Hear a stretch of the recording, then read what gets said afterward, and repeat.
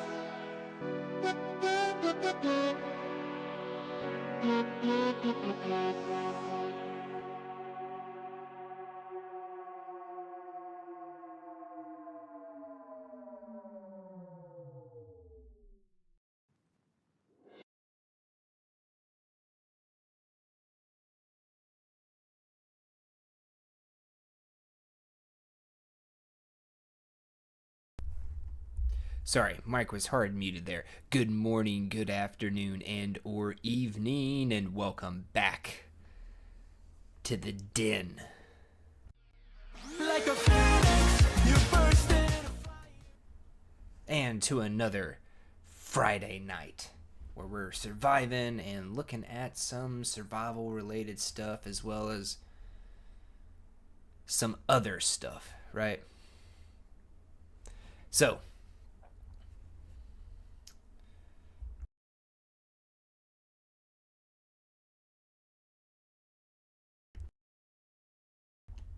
all right, so what's up, Miss Macabre? Like a phoenix, you burst in a fire. All right, so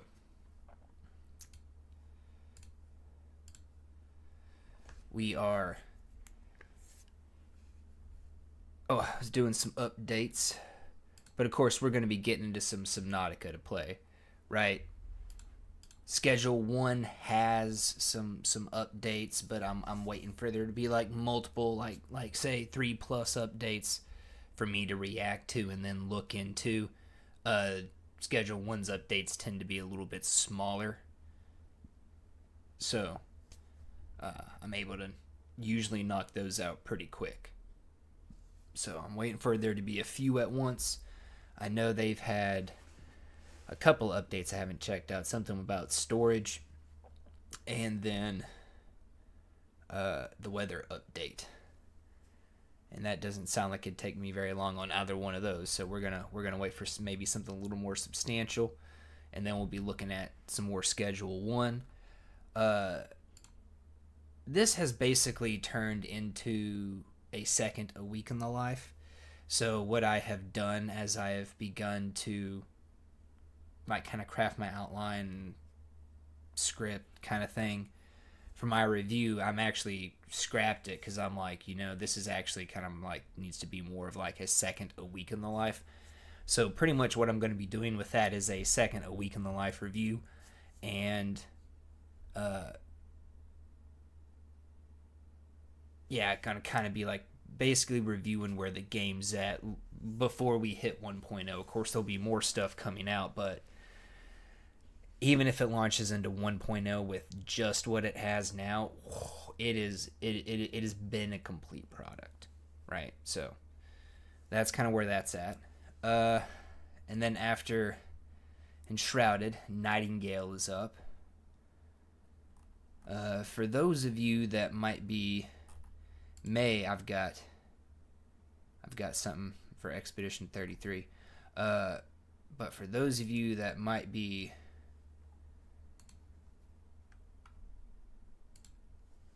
wondering about maybe my interest in Crimson Desert here,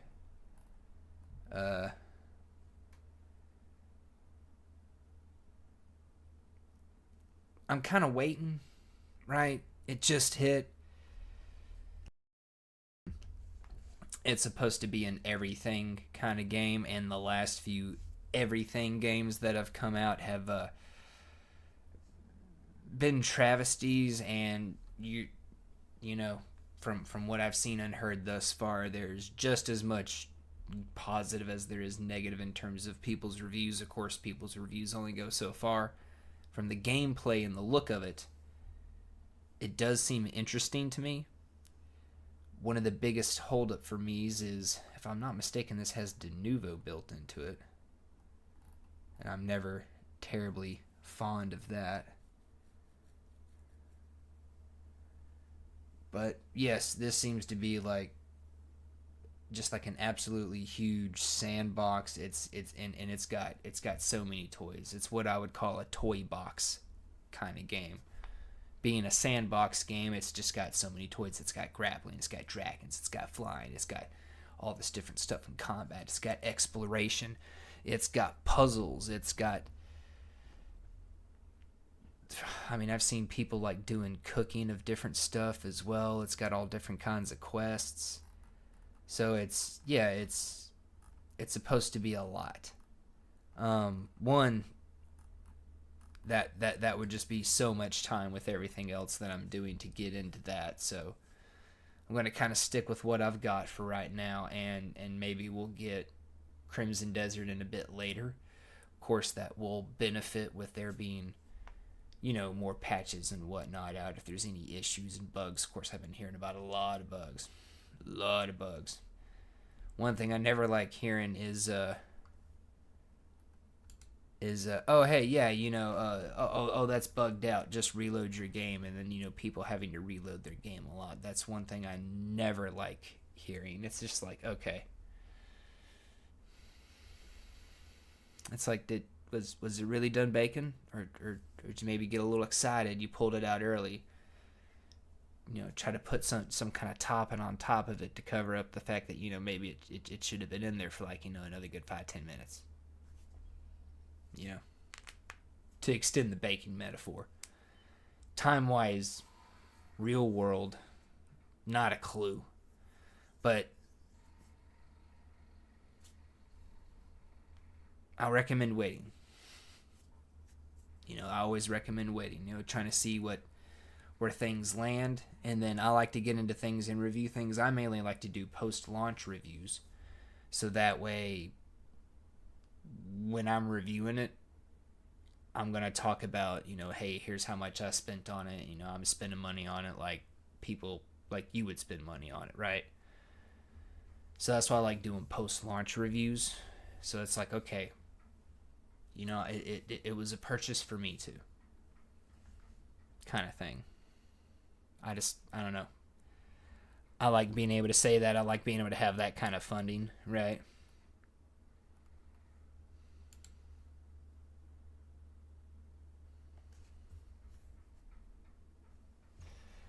But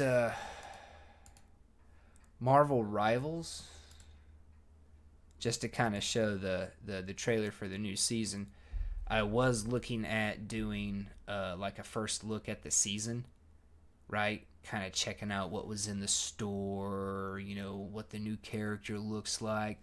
Maybe take an early peek at their moves before the dirty casual tries, right? Kind of look at the battle pass, see what events and what other stuff was going to be there.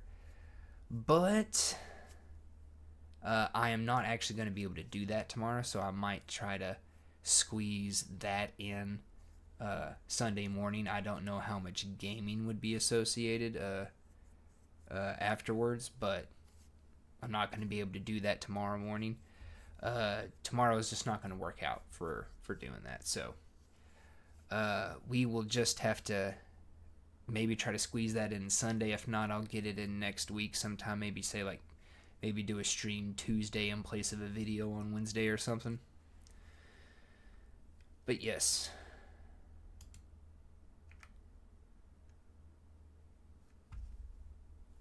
I want to say thank you to IGN for that. Now, I just want to throw my 2 cents in because this is a big hot topic, right? A big hot topic. Everybody's talking about it. And I know I have at least one artist and at least one photographer that generally watch. Right?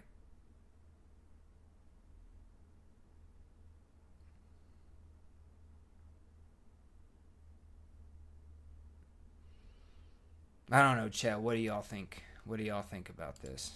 Oh, that should be on. My apologies. But what do y'all think?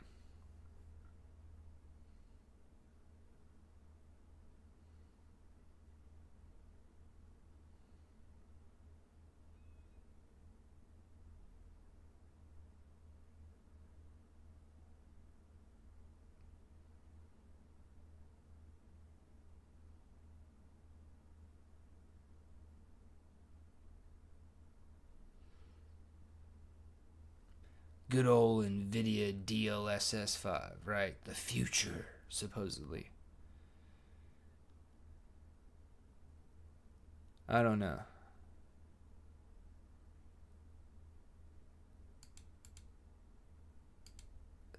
And this is one that everybody has just ripped into, right? The Grace one.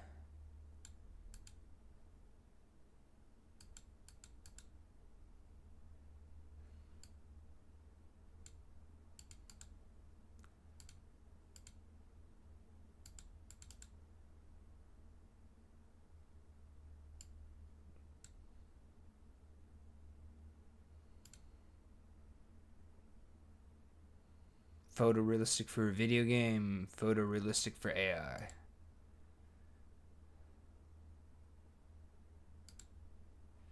See, for me, like, this one in particular, the reason she's been getting dissected and ripped up a whole lot by a whole lot of people is because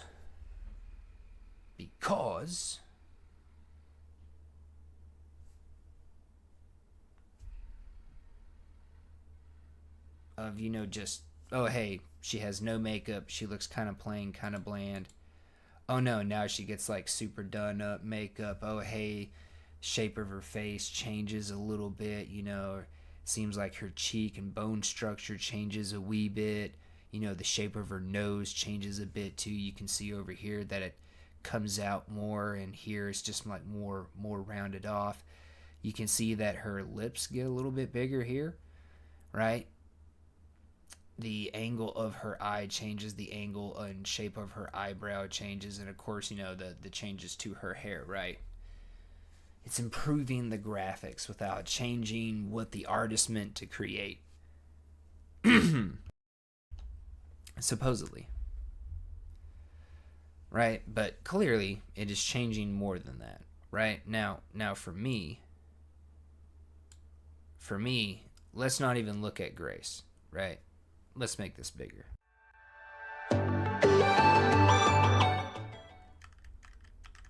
Enhance. Anyways, but let's not even really focus on Grace here, right? Let's look at the environment around her, right? Let's just look at that, right? We got our speed sign, we got our light post, we got our cars, person walking in the rain. We got our little bit of like mist and smoke coming up out of these vents here on the ground, kind of like, you know, she's in a busy city, right? And oh hey, you know, that's coming up. Or it could be rain coming down from around an overhang or this bridge, you know, and down in this walkway, and kind of creating a large droplet kind of mist right there, you know, just that kind of thing. We've got all the garbage, and we've got all the, you know, nastiness. Look, there's a little bit of a film grain kind of over the whole thing, right, to kind of give it a little bit of like dirty, grungy kind of look. We got low light, overcast, clouded. Obviously the sun's like, you know, past midday, on the process of going down, possibly really low on the horizon, so it has this kind of dark, moody aesthetic to it, right? Sinuses. I went for a walk right after work, so there's a lot of people were moaning and stuff, so my sinuses have been kind of bothering me since I got back. I apologize. But it's got this really just kind of dark, moody, grungy kind of motif aesthetic, kind of mood to it, right? Now she's, you know, from everybody dissecting this, you know, she's like on her way to some place like where her mother died, right? I'm not sure of all the details. I don't know the plot. Haven't played Resident Evil 9 Requiem. But yeah, you know, she's like going to like a place where her mother died, and in going to a place where her mother died, you know, people have dissected it in all sorts of different ways, right? But for me, let's look at the environment, right?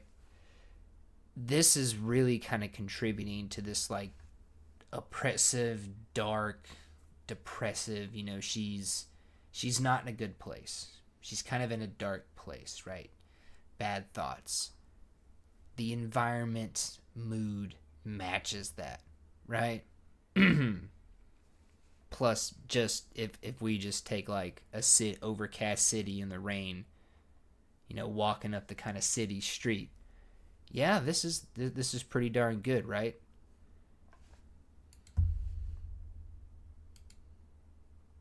Okay. Notice, right? We're not even gonna look at the other people, right? We're not even gonna look at some of the weirdness going on over here with this person up underneath this umbrella.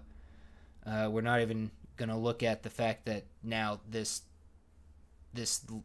signpost right here, its shape is distorted, right? We're not even gonna look at that. We're not going to look at the blending and the meshing of right here instead of the clarity that what was, right?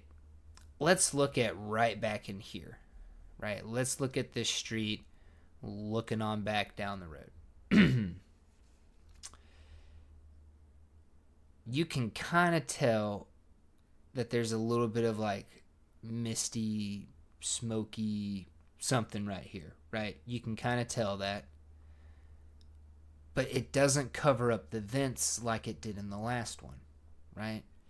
Here, things are a bit clearer. Things are a bit brighter, right? It's, you can't, people have their umbrellas up, but with the way she's standing here and the way she looks, outside of her jacket, you can't really tell that it's raining, right? But her hair and her makeup and her face completely betrays that it is storming and raining, right? It's up, it's got some puff to it, right? Here, it's kind of more matted down, kind of more draped down, kind of getting clumped up at the ends like it's a bit wet. Still sticking out over here, but a wee bit, right? But insert video game, it's a video game, right? It's a character model. It's not a person with hair, right? So you got to insert video game. But you can tell that it is raining, right? You can tell that she is kind of damp, right? You can't tell that she's like she might have just stepped outside, like she might have just come out of the cigarettes and lotto store over here, right? Her jacket would disagree, right? The rest of her would disagree with her having just walked out of here, but her hair and her face would say she just walked out of here, right? But let's get back to the original point, this right back here. When we go back, you can see it's dark, kind of misty, kind of blurred out because of the mist and the rain, right? Again, part of the moody aesthetic. Now when you see it, it's all clear. It's more defined. There's no real haze and mist and downpour kind of obscuring your vision a little bit, right? It's not quite as moody. It's clearer. It's brighter, right? And if we look at the whole scene, like the whole scene is brighter, right? Like the whole scene is brighter, more clear. It's less dark, less moody, less brooding. If we come back, oh, suddenly now it's grungier, it's darker, it's moodier, more brooding, a little more moroseness. Whatever kind of adjectives, verbs, adverbs you want to ascribe to the setting, right? But see, outside of just like the obvious changes, and the eyes aren't even by the way, but outside of just the obvious changes to Grace, what really caught my eye is just the way the environment changed around her, right? And as we go on, right, as we move forward through the slotness, like here we get kind of the same thing, right? And we do have a bit of a blurring on the clouds, right? That might be my PC in the YouTube video, right? Because YouTube compresses things, and that can oftentimes mess up a lot of stuff with people's like good videos. It can also throw the timing off a little bit too sometimes. But let's just look at this tree, right? Let's just look at the tree, right? That could be a rock. That could be a tree, right? I mean, it looks more like a tree than it does a rock, but kind of misty, dark, with the rain, broody. And now here it's cleared up and it's like, oh no, that's obviously a tree. Like I can easily see part of one of the trunks right here, or the main trunk. You know, it might be a fork trunk, who knows. But right there, you can clearly see it.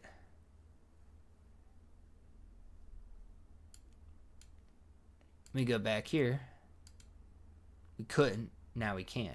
Now Leon, this is something where people are saying like, oh, it's just supposed to help improve the lighting, right? Like, see, Leon's got a little bit of a glow here, right? He's got a little bit of a glow over here. This one's kind of more white. So this I would describe to being like a lamp post, a light on like a wall or by a gate, right? Hanging off the front of a building, right? And this is going to be a light that's been hanging outside, right?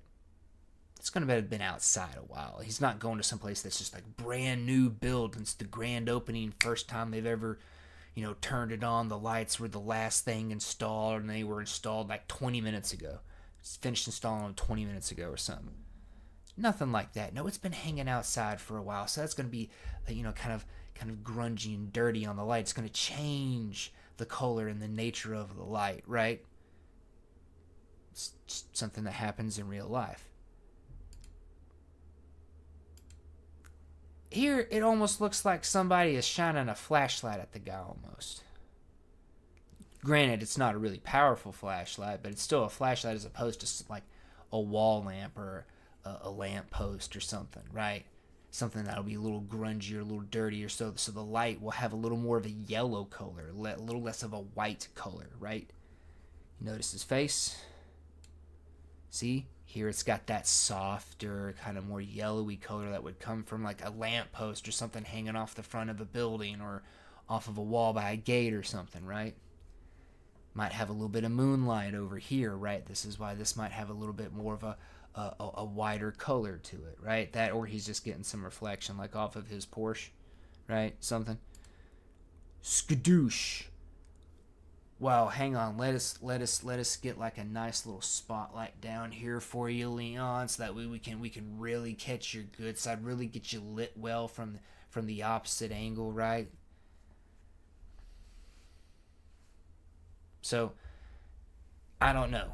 In some instances with this DLSS stuff, it actually makes things look better, right? Like Starfield, right? It actually makes Starfield look better. From some things like we saw there with Leon, it's like, oh, hey, we're going to take this light source, we're going to change the color of the light source, and then we're going to like turn up the intensity by like 400%. In some instances, like we saw with Grace, and what we're going to see here, and I forgot your name, but you were like my second favorite professor. You're the professor of the dark arts, right? Defense against the dark arts. I forgot your name. But yeah, they are actually changing the face of the character, right? Now, I forget how old she's supposed to be, but depending on how old she's supposed to be, I will say this neck could look better, but that would drastically depend upon her age. Otherwise, it's like, no, you're kind of like changing up her face. You're changing up the shape of the nose. You're changing up the cheekbone structure. This is the one everybody says looks aged, but it's also like another one of the ones where it's like, hey, we're going to take this light source and just change it from like more of a yellow to a clear or a white color and turn it up by like 400%, right?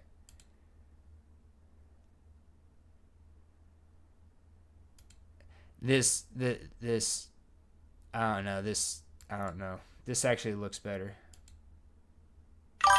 On the last guy, yes, Miss Macabre, it is creating more details than should be there, right?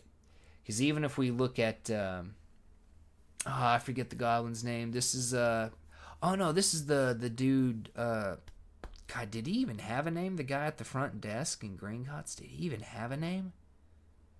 Anyways, but that's him. You know, we'd have Fig over here.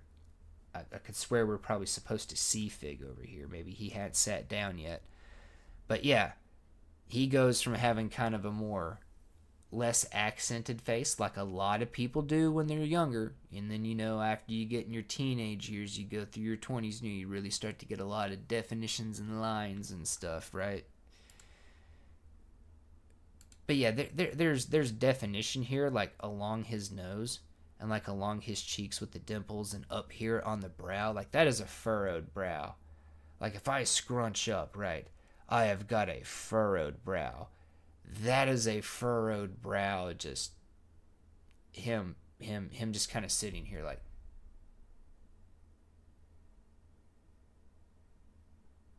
like I look like I'm pissed off to have that that furrowed over brow. Right now I developed these, right? I got these, little lines right here by the nose, because my cheeks and my cheekbones, right? Now let's look at right above dude's mouth, right? See, he's got a light, kind of, I forget what that's called, but he's got a light one. Boom. Now it's heavily shadowed. Instead of it being kind of shaded the same way, which would indicate it's a lot more shallow, now it's got a lot of deep shading there and lighting up along the ridges, which would indicate it's like really furrowed. Like that is more, that is deeper than mine right here. I know I got my facial hair on, so you can't really tell, but now the dimples, yeah, I got the dimples, right? But he's kind of got kind of like my, oh God, what is it, like the look to your eyes and like the droop of like the corners of your mouth or something. You got like a happy face or a sad face or something like that. I forget what it is. But yeah, he's got kind of like me. He's got like dimples, like even not smiling, right? They're just like shallower dimples, and kind of gives him more of a sad look, right? Whereas opposed to back here, he had kind of more of just like a puzzled look. Like even the depth of his brow changes. Now, sadly, this kind of hurts. But Bethesda crap actually looks better.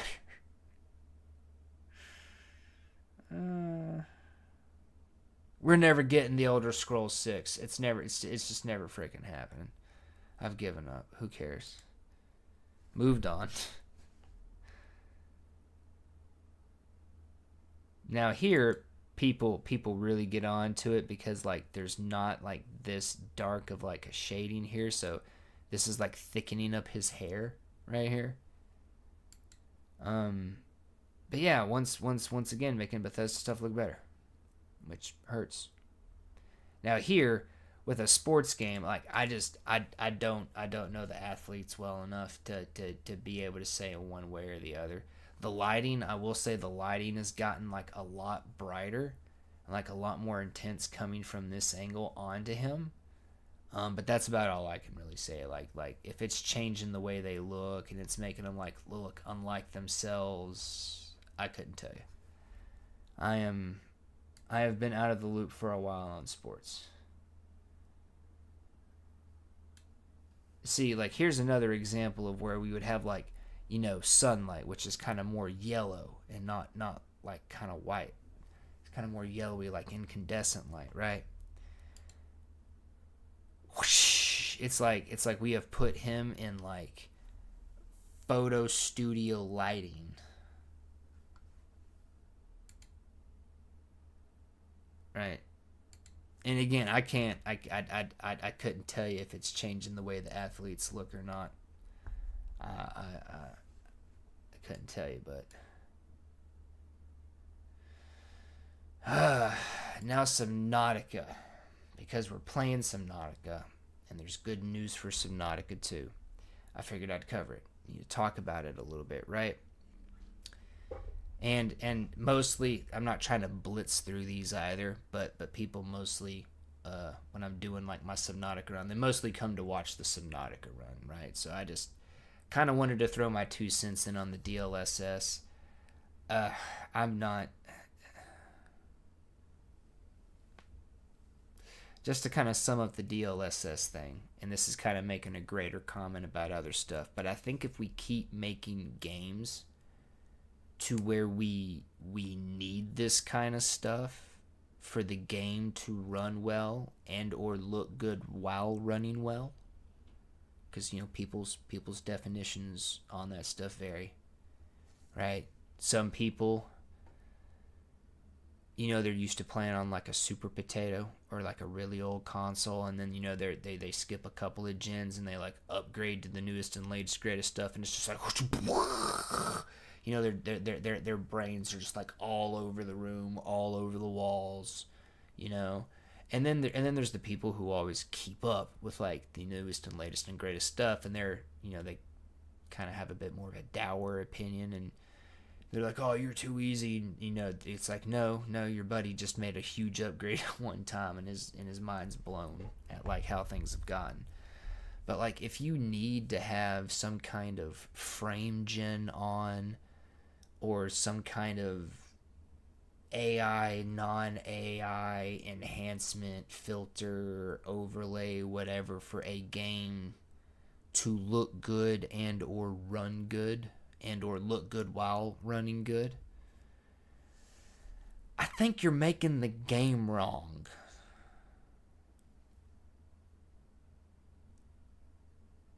You shouldn't need this stuff to make your game work well. I know optimization is not the most glamorous thing. It's tedious kind of grunt work. I understand. No one wants to do the tedious grunt work. Somebody's got to, but nobody wants to do it, right? But if you would just do it, you wouldn't need all this frame gen and all this other stuff to make your game look good and run good and look good while running good. You wouldn't need it.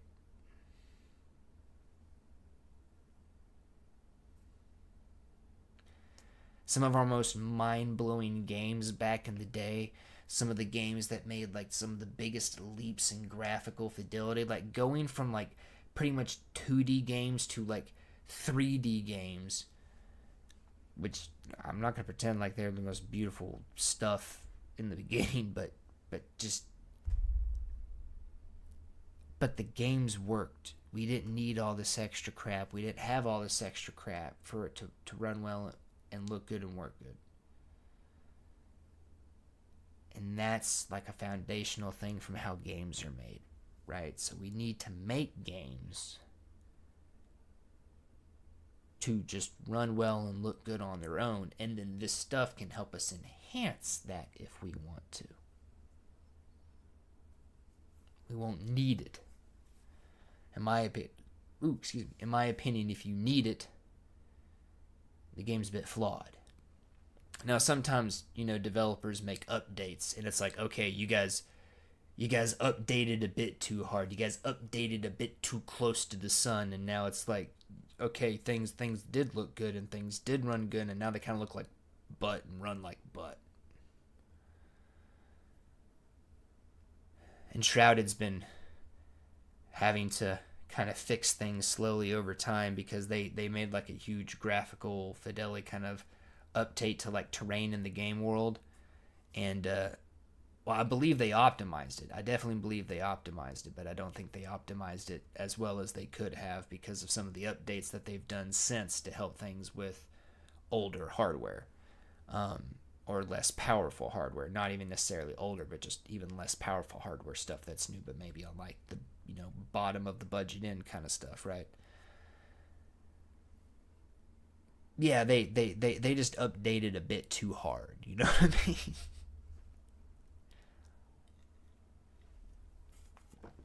All right, but to Subnautica, right?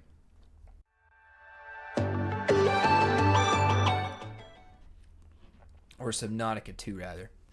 What I'm going to do is I'm going to play like the teaser trailers and the gameplay reveal trailer, right, for footage, and I'm going to read an article from Austin Manchester from Polygon.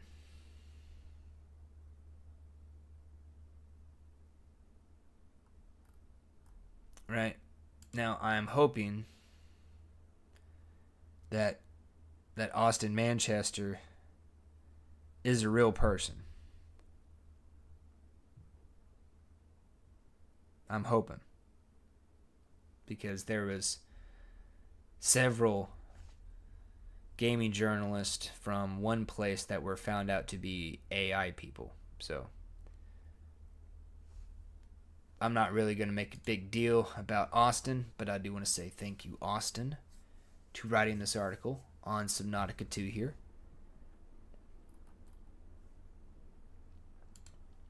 I'm going to go ahead and close those ads. Now, Austin, after doing whatever legwork Austin did, I'm assuming there's at least some legwork there, found the wild behind-the-scenes ride of Subnautica 2 continues after its legal drama, right? And looking at a May release. Now, when they say release, we're going to find it's not a release, but it is a release, right? This got put out on March the 19th. That was yesterday. Now, Austin and chat, I usually like to try to wait like a week, right, before I go reacting to somebody's article or video, right? I don't want to be seen as trying to like jump in on their popularity, whatever have you stuff. I don't know. But this is a really big thing. This is really important. This is a really good thing for the gaming industry overall, I think, right?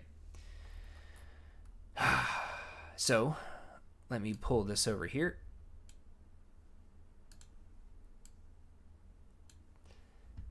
And let me get this playing for y'all here. Alright, so, amid all the Subnautica 2 legal drama, developer Unknown Worlds and publisher Krafton have finally revealed a release window for the underwater exploration game. IGN reported Tuesday evening that Subnautica 2, okay, so he's reporting on somebody else's reporting, that Subnautica 2 will launch in early access in May, but Unknown Worlds and Krafton haven't given a specific date just yet. A message from Unknown Worlds head Steve Papoutsis, Papoutsis,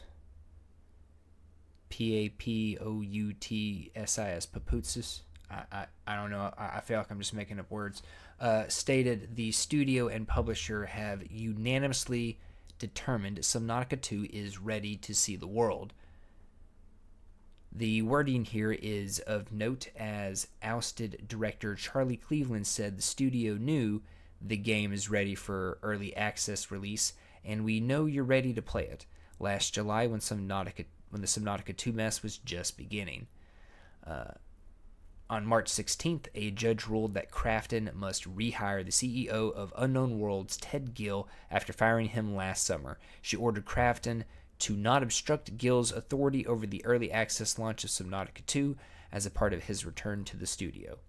We look forward to working with Ted Gill to support a smooth transition and work towards a successful launch. Our priority is getting the game into the hands of the community that has been eagerly waiting for it.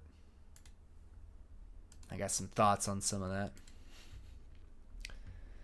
And that means honoring the work you have already done to make that possible, said Papoutsis.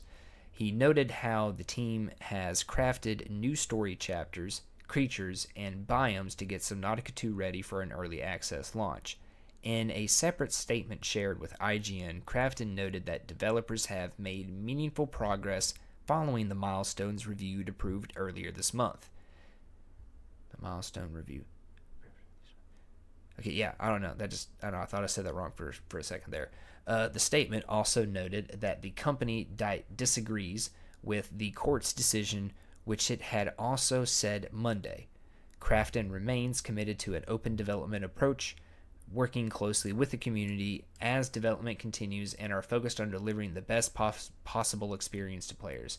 Subnautica 2 will launch into early access sometime in May for Windows, PC, and Xbox Series X. Krafton's legal battle pertaining to the 2025 firings remains ongoing. So, that's a big victory, right? Publisher tried to do some dirty stuff. Oh, I meant to make that full screen. I'll just go ahead and rewind this one. But yeah, their publisher tried to do some dirty stuff, and it didn't work out.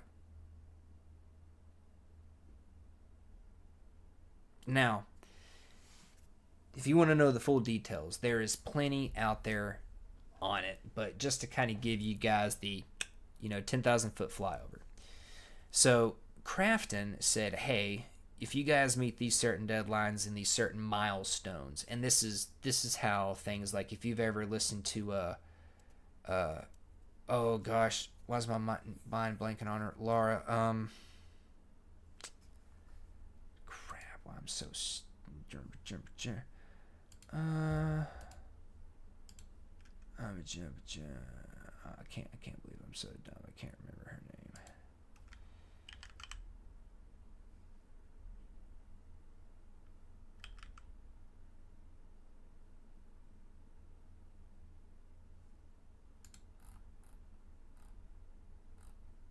I know I've watched stuff by her before. Where is it?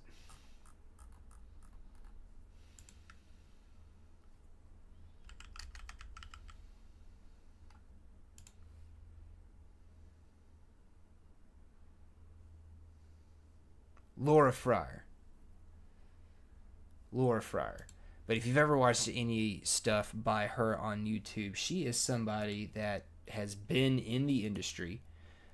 She worked for Microsoft Gaming. She helped out and I think worked with as part of the team, right? Doing things for a little known game that released on Xbox. You guys might have heard of it. You might have heard of this weapon in the game called the Chainsaw Machine Gun, right? I forget the in-universe name, but the game is called Gears of War. And she was working in the gaming industry before that, so she's been around. She knows her stuff, right? She's got a lot of good insights. And if I'm not mistaken, she's still working as a game developer and in game development. So she's somebody that whether you like her take or not, she is at least informed, right? And me personally, I've gotten a lot of good insights on how the gaming industry works. Not even necessarily like agreeing or disagreeing with her take, but just of, oh, hey, here's how certain things in game development work, right? One of those things being they don't get paid all up front, and they don't necessarily get paid like by the hour or by the month or anything. They get paid as they hit certain development milestones, as they hit certain markers, right? And so if Subnautica 2 developers, right, if Unknown Worlds was going to hit these certain markers, they were going to get a $250 million bonus. And as I'm sure you can imagine, that probably would have funded at least one more game. Right? That definitely would have funded at least one more game for him. Right? They might even be able to hire a little bit of extra staff to help out with it, right? Who knows? But with Subnautica, or Subnautica 2, right? That has been, well, it was the Crafton's intention after they promised that, and Subnautica was hitting these markers. Hey, we'll make up some stuff. We'll fire these guys. We won't have to pay it. And there's some funny little stories about how, Crafton was like, we're going to try to avoid this. So I definitely recommend you look into it. But then, Subnautica 2 devs take them to court. The guys that got fired take Crafton to court, and they have won. Right? So there's the 10,000 foot flyover, right? Now, I had some thoughts I said. So let's go ahead and re-put up this stuff, right? So they're set to release, right? They are set to release into early access. My question is, why early access? Why early access? If the sole reason for early access is, hey, we haven't really made Subnautica as like a multiplayer game, and this is supposed to be co-op, so we need to test out multiplayer. We've never really done multiplayer before. Okay. Okay. I could see that a little bit, right?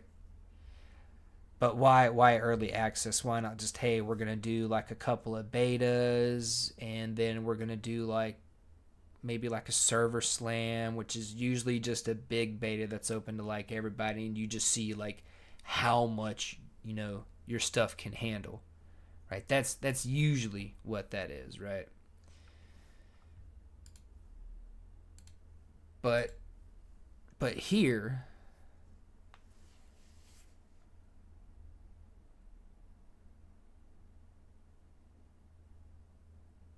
they're doing early access again. Now they did early access with their first two games, right? With Subnautica Below Zero and Subnautica, there was an early access period. Why do we have to do early access again?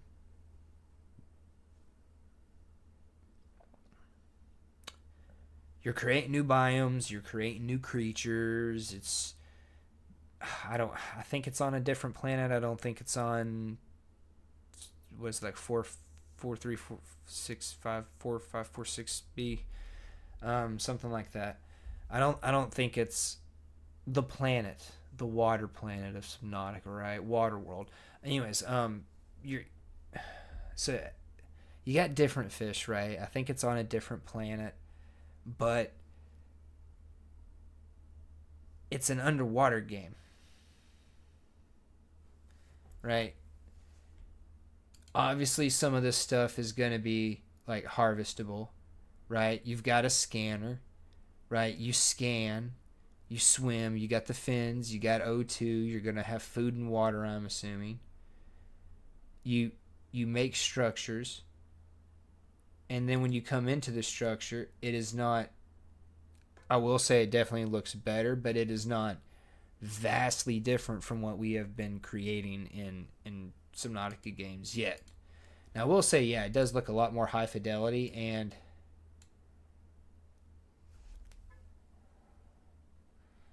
if this is just like a craftable and I can craft as many of them as I want.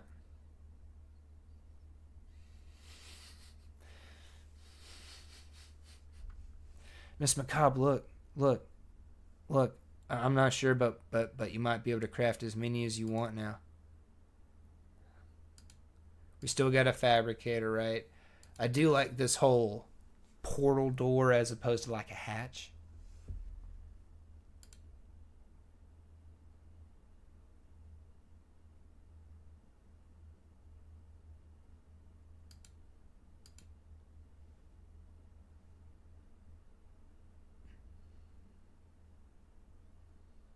See, we got creatures, we got this little cannon, we got flares again.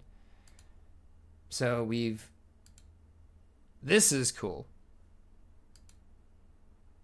So like I said, I could see doing like a beta period, right?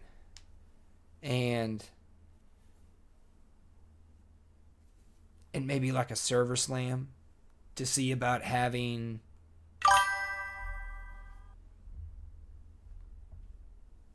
to see about testing out co-op and whatnot, but I don't see why overall for the whole game we need an early access period.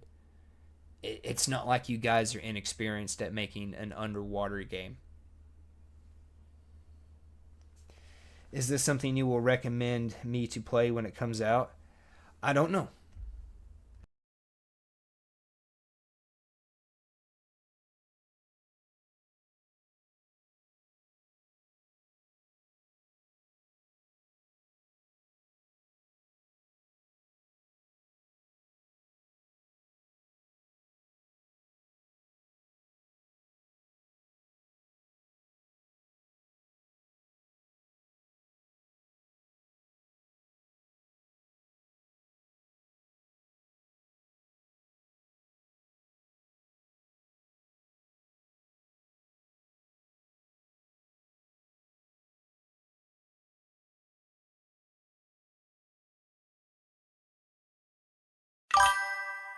Oh, sorry. Thank you. I was sinuses and I was having to cough and hack a little bit. But I'm not sure I'm going to recommend it to be checked out when it first hits. Like Crafton, or not Crafton, but Unknown Worlds have proven that they can make a good underwater game. They've done so twice. The first one, in my opinion, better than the second one, but it's not anything dealing with the world or the environment on the second one that makes me recommend the first one more.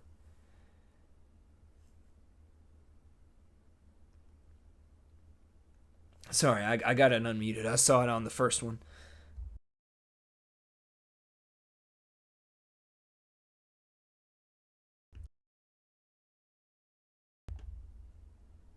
You gonna stay unmuted this time? Okay. Sorry about that. But I'm not sure I'm gonna check it out immediately at launch. I'm gonna look at the system requirements and the specs, and then I'm gonna see how it's performing. I'm hesitant to try it out immediately while it's in early access. I mean, it's Subnautica too, right? I've been doing Subnautica stuff, so I've thought about doing it, right? Like I'm not going to say I haven't thought about doing it and there's not a desire for me to do it, but my experience with Subnautica was with when both games were out of early access. Both games had hit 1.0. So I'm kind of hesitant to try Subnautica when it's not in a 1.0 kind of state, because again my entire experience with Subnautica is with it being complete, and I'm not sure how I would feel overall about like having an experience with Subnautica when it's not fully complete, right? As an example, Shrouded. Oh, I'm sorry, I've just realized I am all sorts of disorganized, aren't I? But sorry. But Enshrouded, right? Love Enshrouded. It's a great game. I've been frustrated multiple times by Enshrouded, by Keen Games, because as they update and add more stuff into the game, things like crafting recipes will change, or requirements for having a certain recipe unlocked will change. And then something that I've had access to and I have multiple of already crafted and put in my base, I now can't craft. Right? There's been consumable items that you craft at some of the crafts people. And when Albanese Summits came out, they wanted you to, oh, we don't want them to just be these statues and these like vending machines. We want them to be like people. And so, they needed to have beds, etc. And yeah, suddenly then you can't craft stuff because they don't have a sheltered bed. And it's like, I've been able to craft this stuff. I've been able to craft this stuff for like the last 168 hours, because I already did it in a week in the life review before the Albanese Summits came out. And nope, can't craft it no more. Nope, don't matter how many, like, don't matter if it's been 150 hours you've been able to craft this thing. Nope, too bad, so sad, you can't do it. They ain't got a sheltered bed. And there's been other stuff too, like the large magical storage chest. Oh no, suddenly I can't craft that now because you guys invented a resource that I don't have, that I have to go out to an area to get a new resource to come back, to combine that new resource with the resource I have to make the new resource I need, to then be able to make the chest that I could craft before this update came out.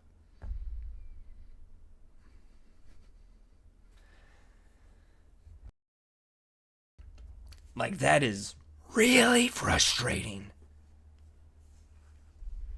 Like, it is. It, like, pisses me off when you guys, well, not when you guys, but when Keen does that. Like, that just, like I understand, and it's better. And if I was playing with like a new character, or a character that hadn't already unlocked that, I wouldn't even notice it. I really wouldn't. Like, that's how well they've done it, right? Like, the only reason that I notice it so bad is because I have, like, a character that was like done with everything. So then when I went to start out, it's like, oh, okay, now instead of not having some of the stuff unlocked yet, I already have it all unlocked, so I notice it being like taken away from me, right? But if I were to start a new character, even a new character right now, it would just be seamlessly included in the experience, and I would never be the wiser. Like if before the Alba and Eve summits came out, before some of these other updates came out, if I hadn't already like hit the roof at that point, I wouldn't notice this stuff.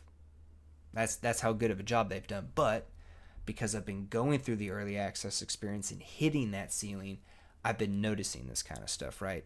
Now, I've never had that kind of experience with Subnautica or with Unknown Worlds, right? Again, Subnautica was 1.0 and Below Zero was 1.0 when I got them and played them for the first time. And I kind of want to preserve that, but I also kind of want to hit it like when everybody, oh, it's the new thing, I kind of want to do that too, but also, I might be in the middle of the Long Dark run at that point. I'm definitely hitting Nightingale once we got things wrapped up with the second week in the life for Enshrouded. So I'm doing that. They've been, Nightingale's been waiting. I said it was coming in this order. I had a new Schedule 1 thing jump in the way there. I'm working on something for Clair Obscure for May of this year. And so that's going to be kind of biting into it a little bit too. But I need to get to Nightingale, right? Nightingale's been waiting patiently in line. So I need to get to that. But I do want to hit this. Like I would want to hit this in May and like check it out and see about it. It's brand new. Oh, because I really love Subnautica. Like I'm really excited for Subnautica too. I've been trying to kind of hold off on it because this whole legal drama that started up after they started showing things off, and I'm excited for it. I'm anticipating it.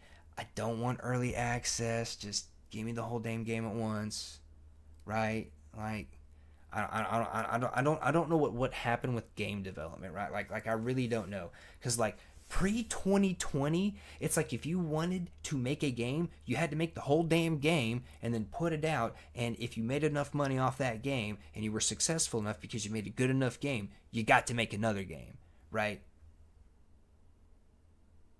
And then it's like Fortnite was in like beta for like 5 years or some crap, whatever it was. I know it was like at least 3 years.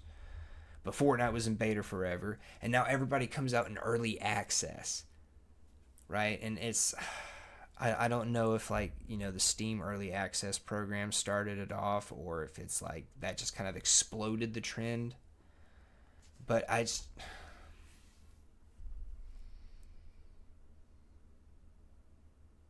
just make the whole game and then put it out. Post-launch content is a thing that has been done for decades in the gaming industry. There are so many historical and iconic gaming moments that have come from DLC, right? Some of it was paid, some of it was free, right? People will reference the infamous horse armor as being evil, yeah.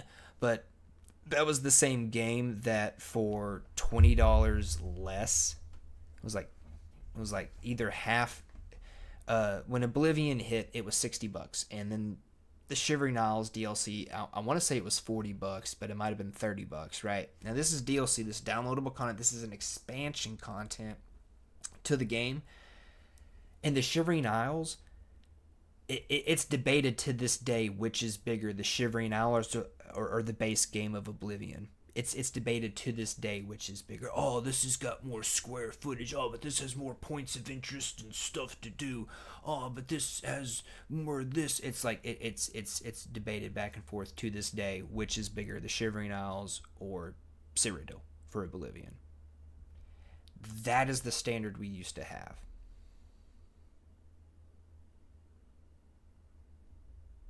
Now it's early access and battle passes.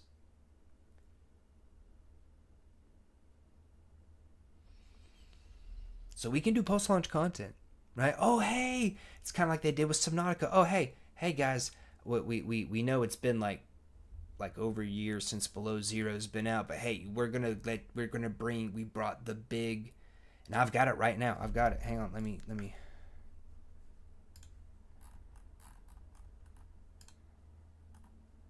They brought the large living quarters.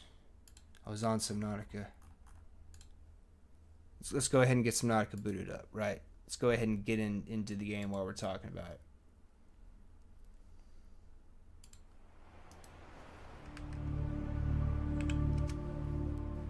Okay.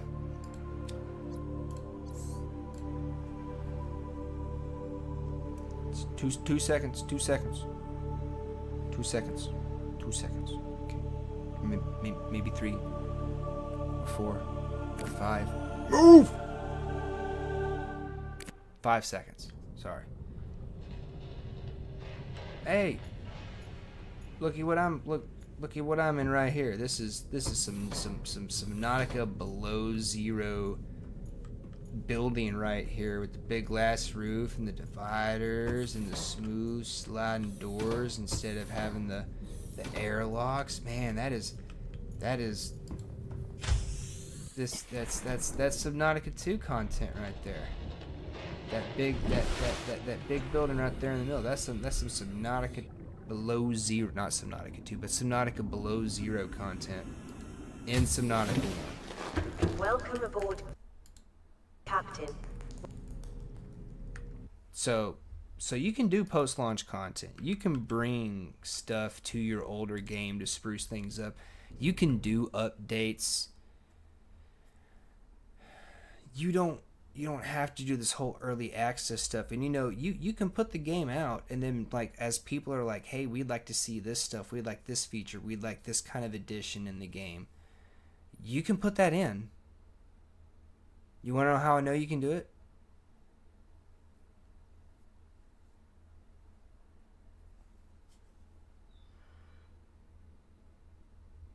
It's gonna sound weird, but Ark Survival evolved. As people talked about different maps and as fans created their own maps and people like really upvoted the maps, caught the wind of the devs, and they'd be like, you know what, we're going to collab with the people that made this modded map, and we're going to make it into like an unofficial official map in the game, right? So people can just access it any old time. You don't have to download the mod or nothing. Boom, it's just a map in the game. Let's look at Enshrouded, right? Enshrouded's been bringing a lot of features and other kind of stuff to Enshrouded while it's been in early access. They can do that post-launch, right? Look at The Sims. Now, Enshrouded ain't got to charge for crap like The Sims does. I'm not advocating The Sims, pricing model. But you can continually bring stuff to... Oh, hey, even better. No Man's Sky. I don't know why I went with Sims and not No Man's Sky. No Man's Sky. They had another big update that hit the game that I'm wanting to get around to, where it's like you get to make these like terrestrial vehicles. It's like expanding like the terrestrial vehicles, and now you can like pick up like salvage and scrap and stuff, and get like ship parts and resources and money from it and stuff. So you can be like a junk hauler if you wanted to. Be like a long haul junk hauler, right? Like you hear in some sci-fi shows and movies and stuff. It's kind of a super nerdy thing, but I don't think it's cool. I think it's cool. So you could do updates to games, and you can put stuff in your game, and you can bring stuff out into the game without having to do early access.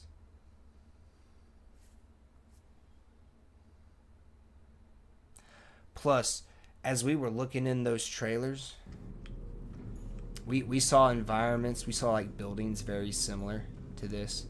We saw fish. They look different, but I mean, how outside of like the texture and the way the fish looks, how different do you really think this guy is from this guy over here, right? From a peeper, right? I fish from a peeper. This hoopfish from Burcephus, right? Like how different are they really? They look different.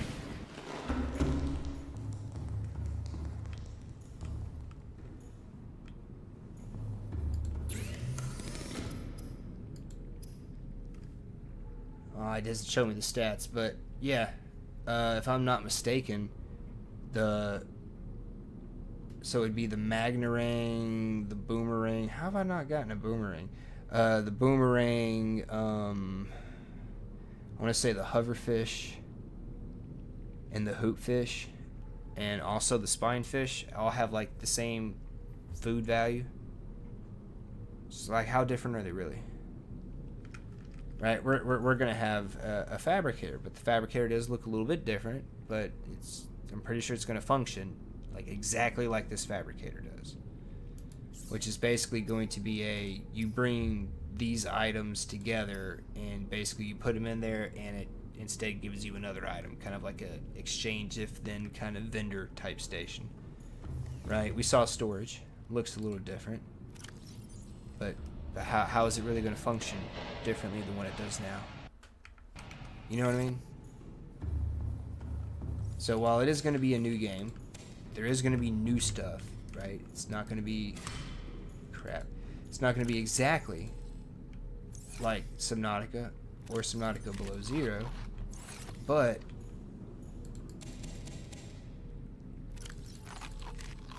like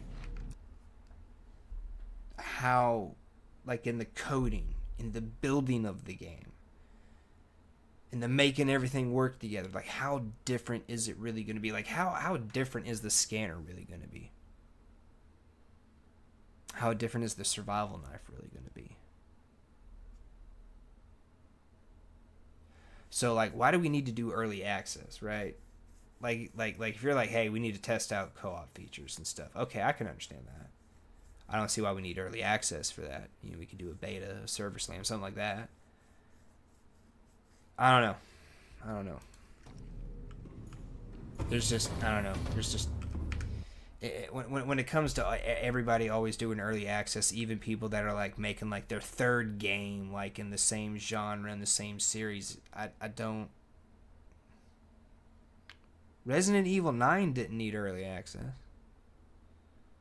They didn't need early access to know people were going to want to pick up a chainsaw and hack zombies up with it. They didn't know, they didn't need early access to know that it's a zombie game. You're going to want a shotgun to blow their frickin' heads off with and turn them into like this red, gory pulp. So why does Unknown Worlds need early access to know what we're wanting in another Subnautica game? I don't know. Weirdness. I'm excited for Subnautica 2, but I'm hesitant to check it out in early access. I don't know. It's just got me iffy. Like early access for their third game, and I don't know. I don't know if I want some of my other early access experiences that have been like, I've had a lot of positive ones, but I don't know if I want some of the more negative aspects that I've experienced in other early access titles. I don't know if I want that to be associated with Subnautica. I don't know. But I do want to check it out when it's brand new. I don't know. I'm torn. I'm torn. We'll just have to see where things are at.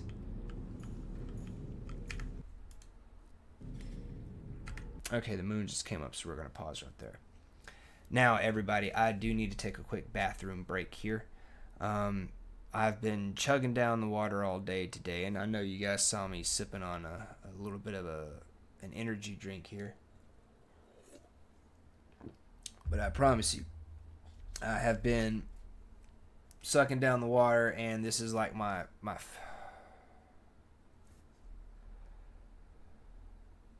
it's my fifth bottle of water today. So I'm going to take a quick bathroom break. I do want to say thank you for everybody for sticking with me through that first hour there. I do like to kind of cover news and some other stuff that's like important to me when it comes up. I don't do it terribly often. I mostly focus on the gameplay, right? Kind of showcasing the game, right? Especially when it's something like my Subnautica run. Now with other stuff like my reviews, there's a lot more talking, and I show gameplay with it, right? But I do like to cover news too, here and there on occasion.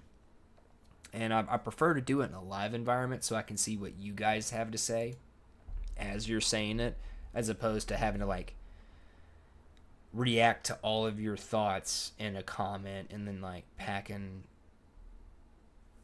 all of that into, you know, the character limit of a comment, right? Because you can write some pretty extensive comments, but you ain't got infinite room. I'd rather react to you guys and talk with you guys about that kind of stuff with news live. But if you guys like what we talked about and like what we looked at, all of that is linked in the description down below. So is the article from Polygon, and so is the music we listened to in the intro. And that, of course, comes from NCS, where we usually get our copyright-free music, and we need to make sure to give them some love. These songs have been out for a while, but they're good ones, so let's make sure to give them some love. LFZ's Echoes, that is a house genre, and then Tobu's Turn It Up.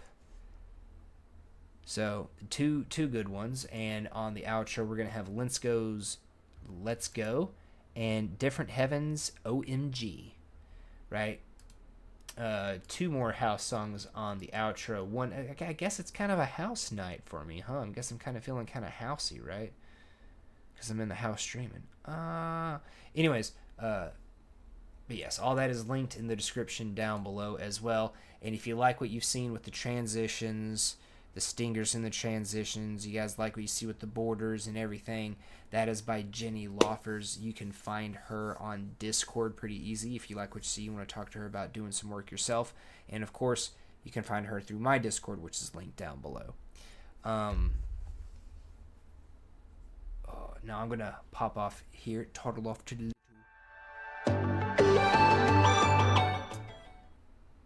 the little boy's room here.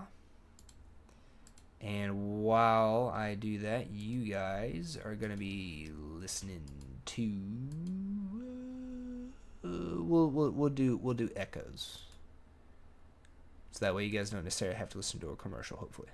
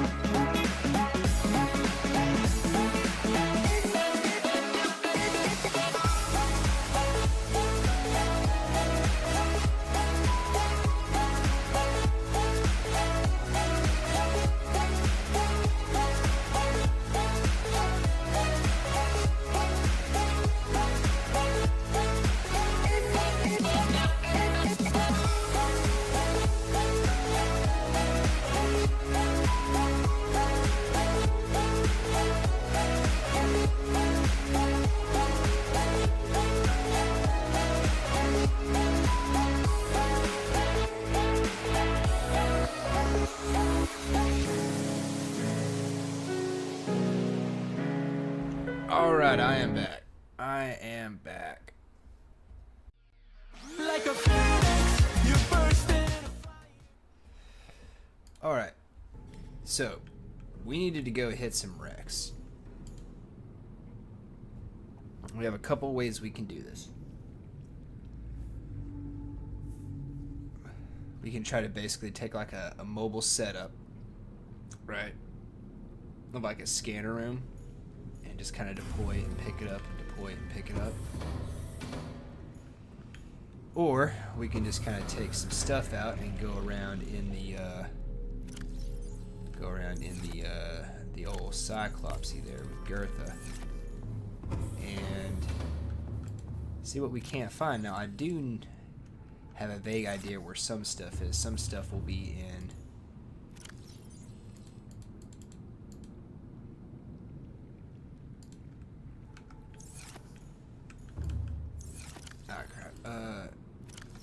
some of it will be in like kind of more Leviathan type territory, right? So we definitely need to restock the decoys.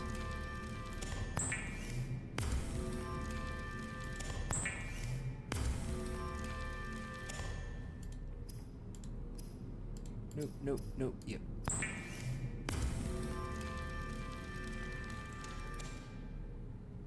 Okay, that'll be 6.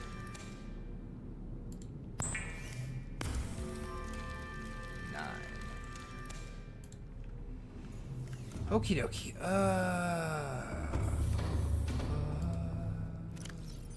me grab you.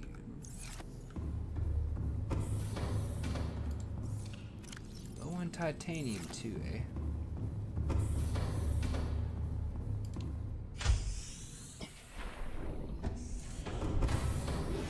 Welcome aboard, Captain. All systems online.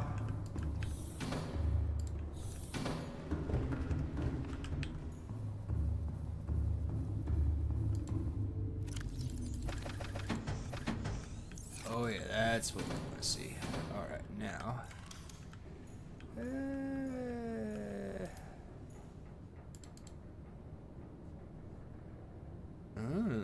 I could try making a nuclear reactor for the first time. I could. But let's stay focused here.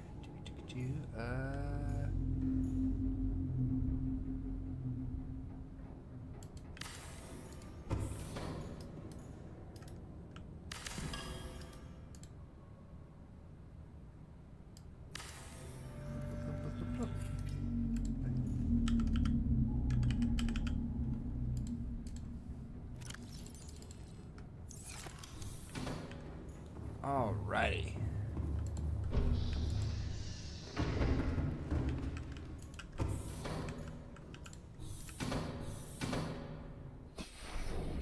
Something else I want to do. Welcome aboard, Captain.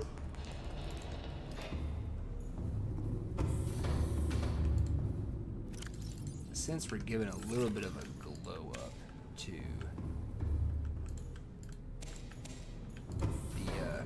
Cyclopsy here. Actually, you know what? It would be better to have two of you.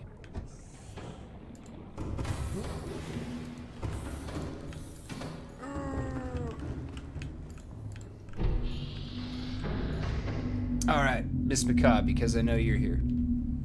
Right. Do I need to put the indoor grow bed right here in this little causeway right behind the bridge, or do I put it right here in front of the decoys?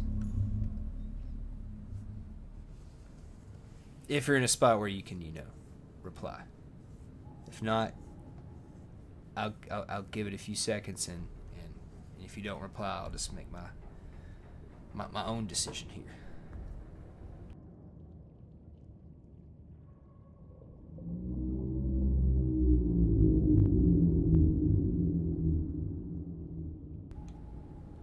I know, man. Tell me about it, right? Such a pain, right? The first place. So you want it right behind the bridge.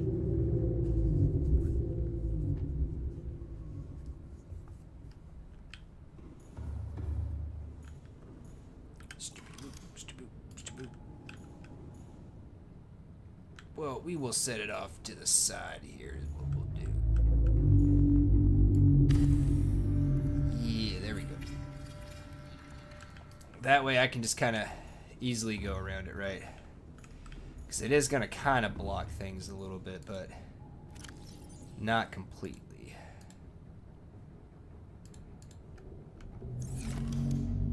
Oh, that was not how I wanted it to work out, but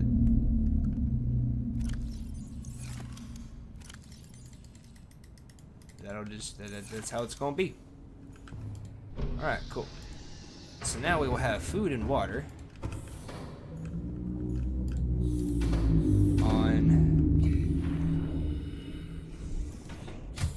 on the Cyclops. Now the only other thing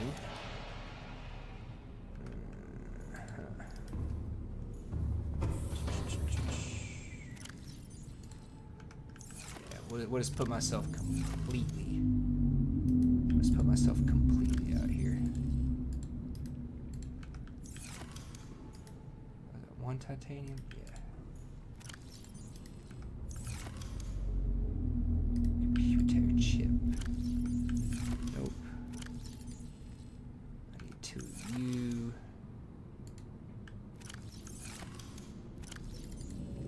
I need 2 of you. 1 of you.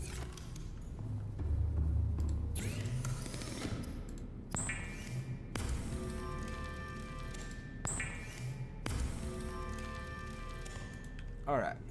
Oh, wow.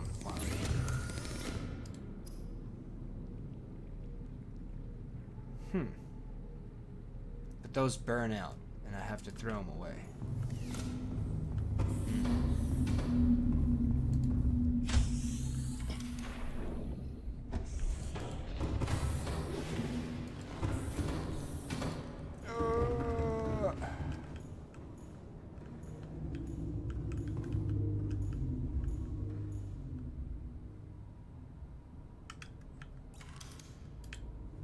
How about right here?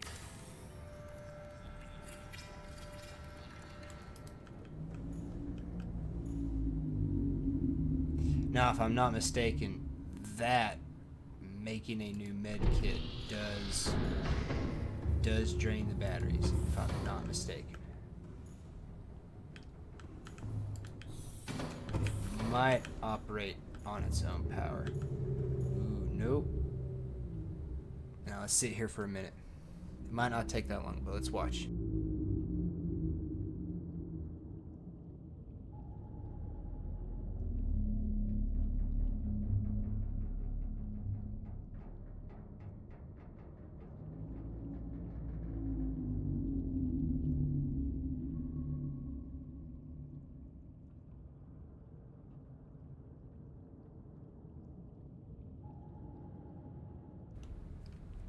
I hope it changes here real soon because I'm getting bored.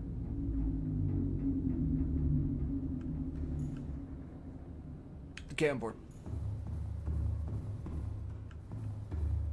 So you're at... Okay. So you know what we'll do? Since you're empty, I need to charge you.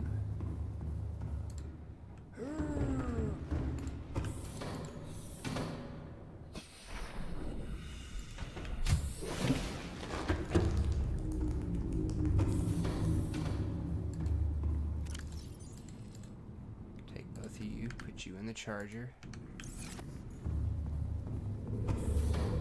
Okay. And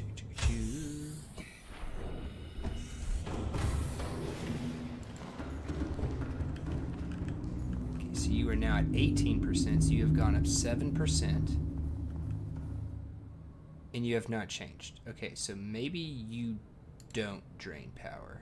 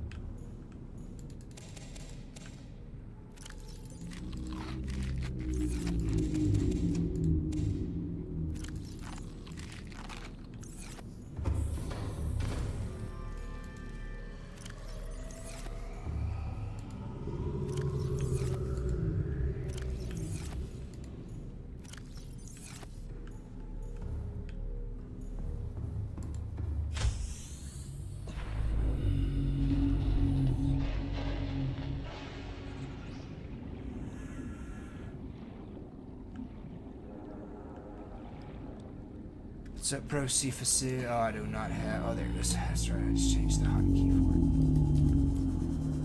Okay.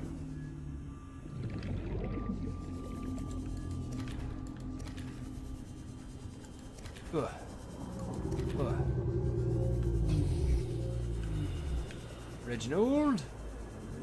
Reginald! There's no Reginald over here. Reginald? Do I need to scan you? Have I not scanned you? Is that what it is? Reginald? I love being right next door to like Reginald territory. Peep.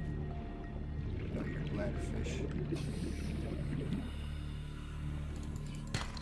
Titanium. Lead. Okay, I was kind of hoping you'd be silver.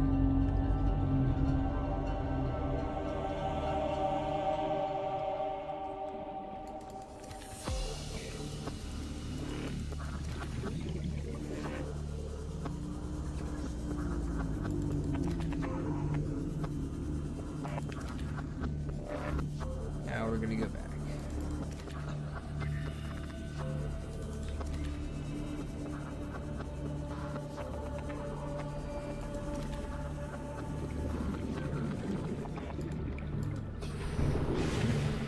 All right.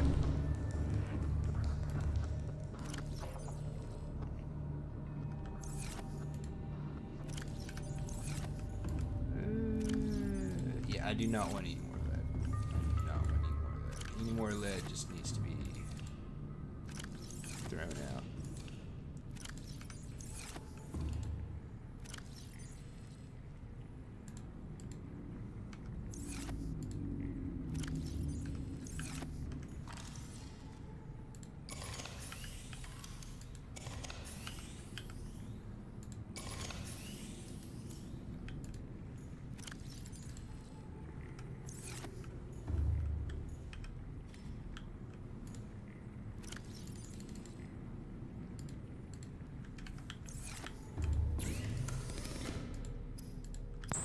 Now we make our water.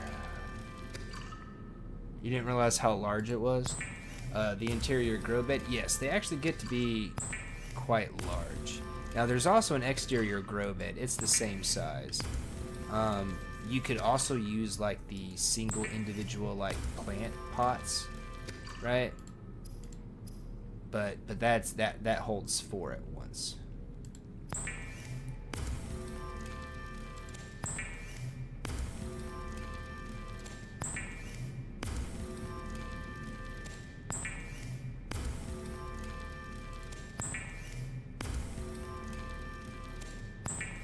I think this will be the last one. Yep.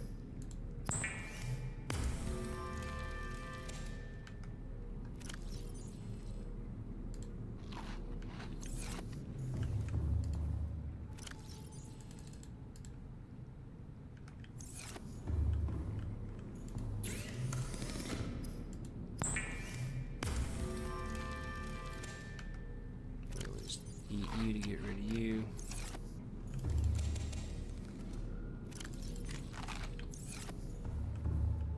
I see, like, you could have the individual planters, right?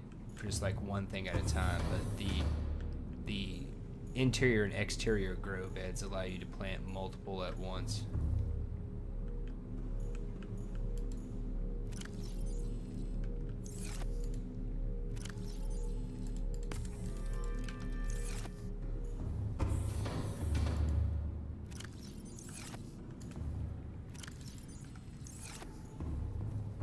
Okay, so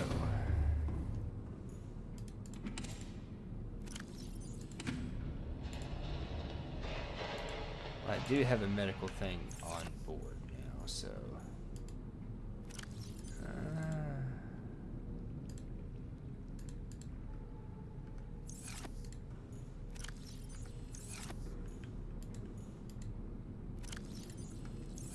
in case I need it. Aw, look at them all.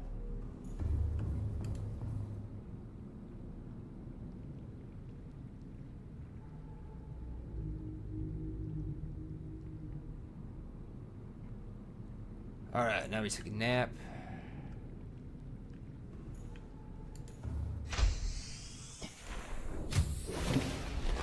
Welcome aboard, Captain.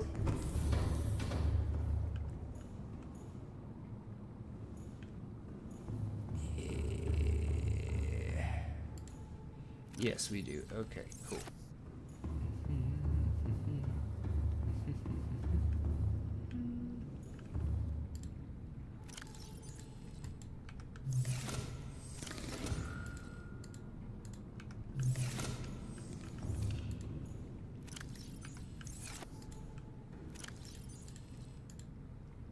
Well, I won't be able to. Never mind.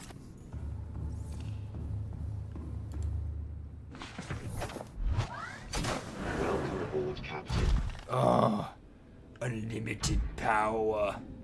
Okay.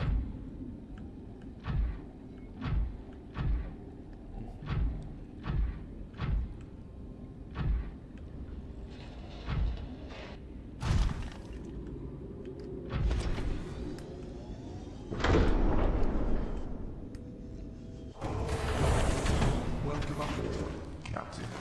All systems online. Aha, yes.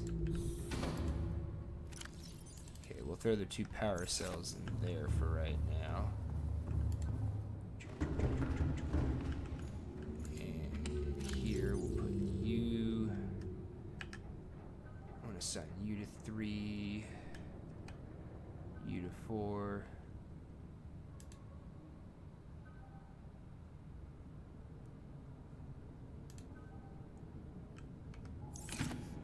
Oh, I do not want the base order on me.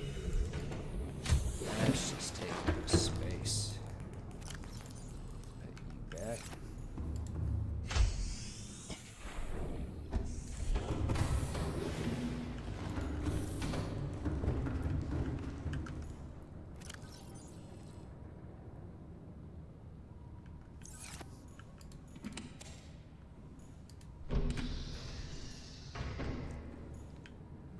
Alrighty then.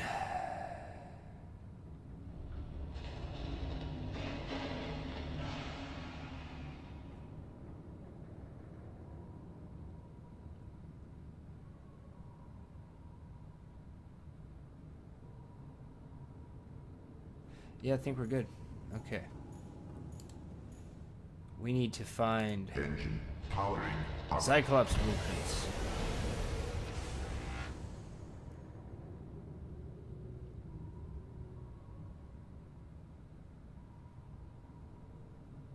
Ahead slow.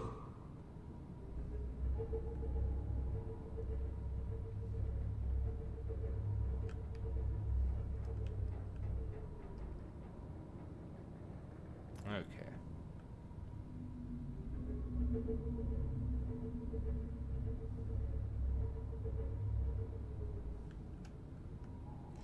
Okay, well, I do not. I need to turn this off from last time. I do not need that on. 'Cause we have been there.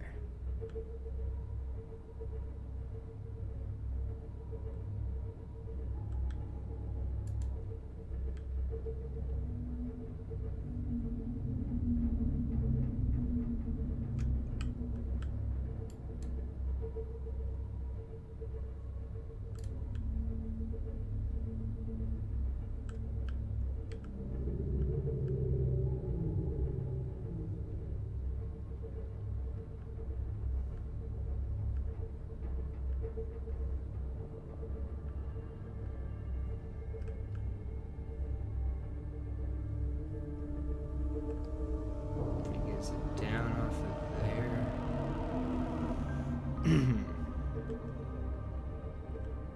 Oh, this is mushroom forest over here. Yeah.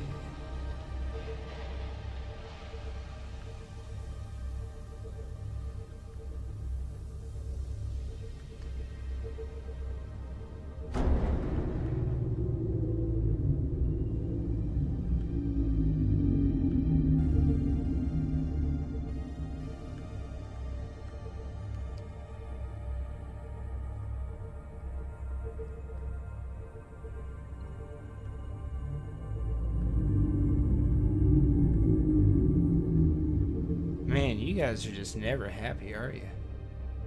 Always groaning, right? Never, just never be happy with anything.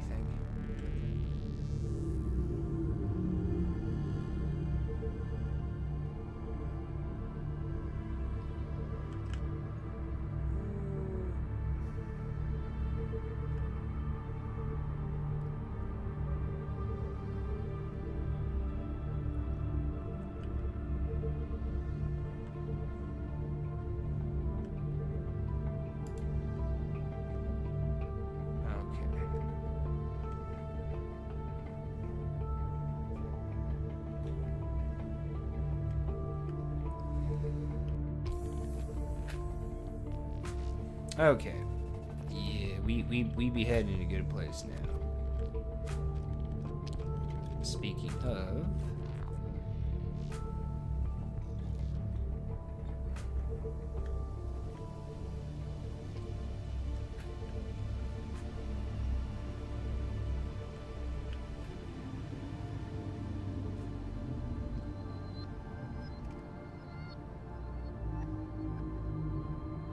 Engine powering down.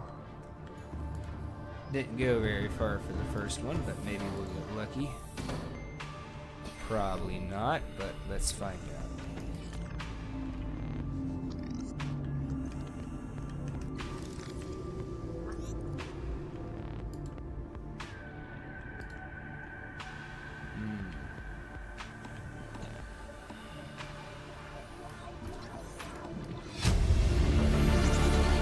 Integrating new PDA data.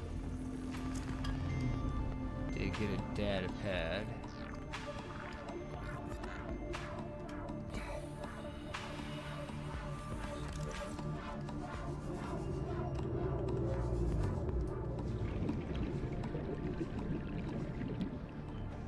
Is there anything we haven't scanned yet, maybe? Probably not.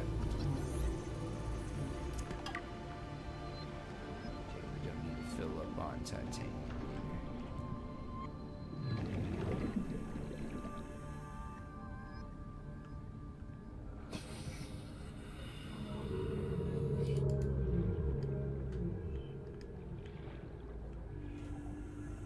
I thought there was a door to cut through in this one. I guess I'm wrong. I don't think there's anything down below.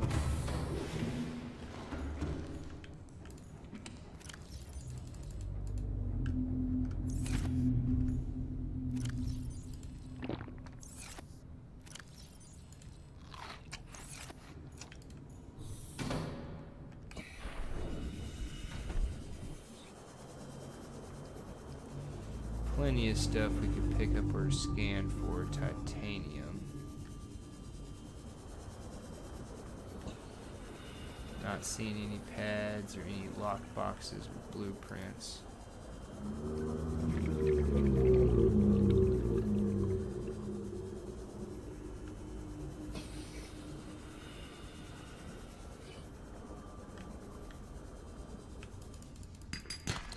Oh, silver ore, yes.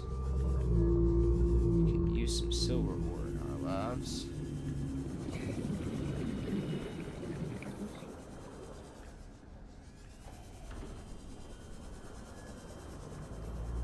I believe that's the only area we can go into on this thing.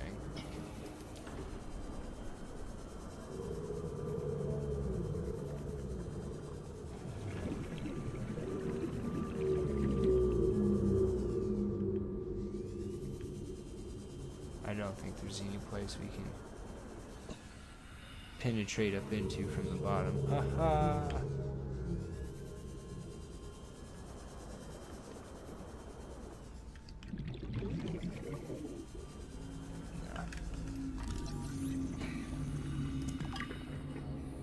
We'll scan some stuff here real quick.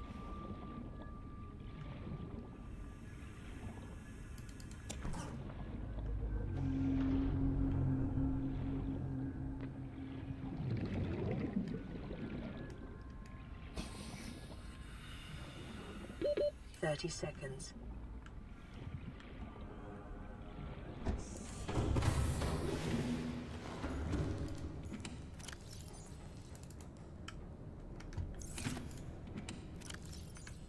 All right.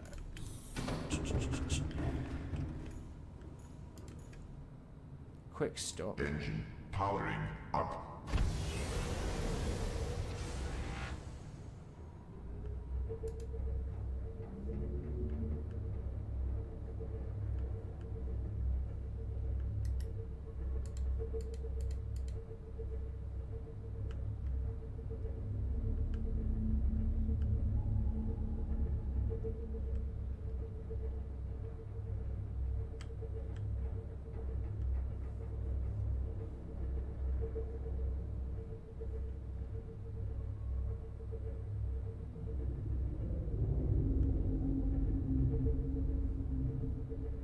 All right, steady as she goes. We're gonna have a sharp drop off, and then we're gonna be down right on top of where we want to be, if I'm remembering correctly.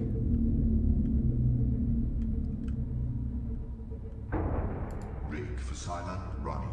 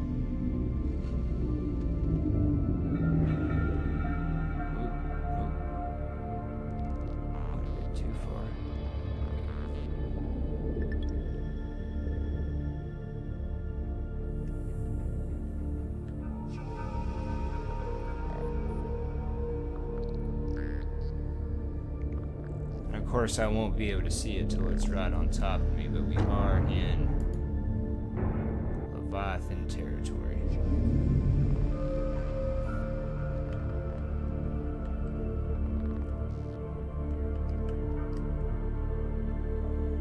Oh, is that it right there?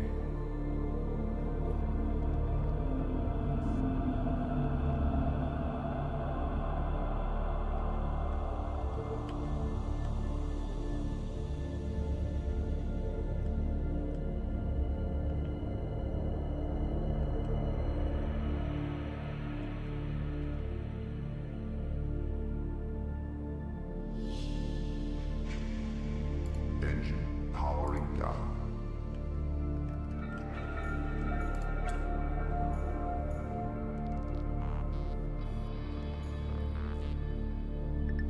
Okay, radar's looking clear.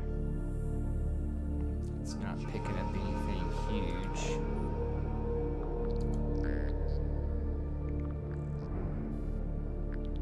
There is where we are going. Looks like we got some prawn suit drill arms below us.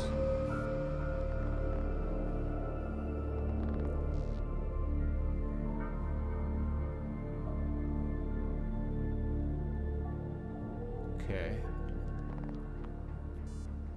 We look to be okay. We look to be okay. Oh, hey, now it looks like we maybe got the sun. Oh! How are you not picking him up when he's right there?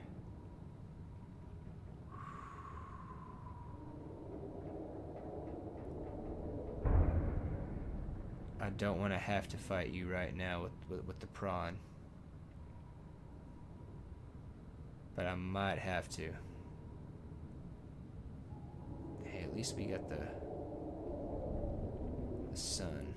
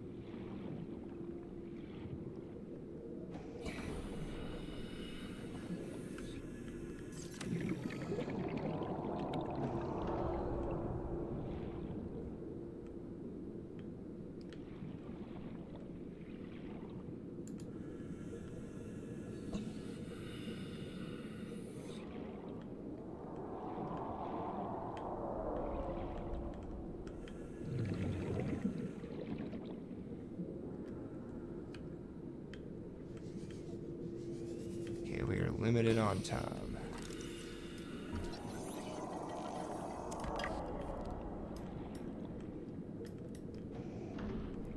Oh, yes. Ooh, reinforced staff suit. Hell yeah. New blueprint acquired.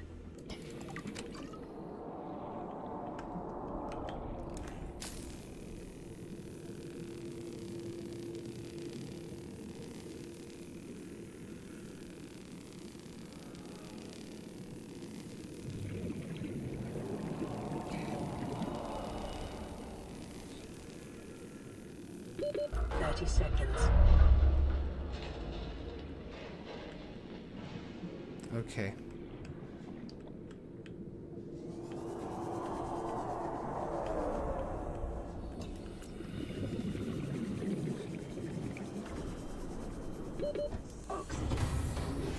Welcome aboard, Captain.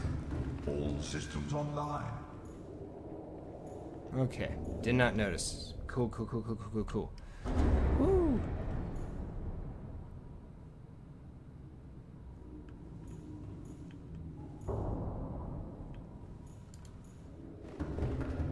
Okay.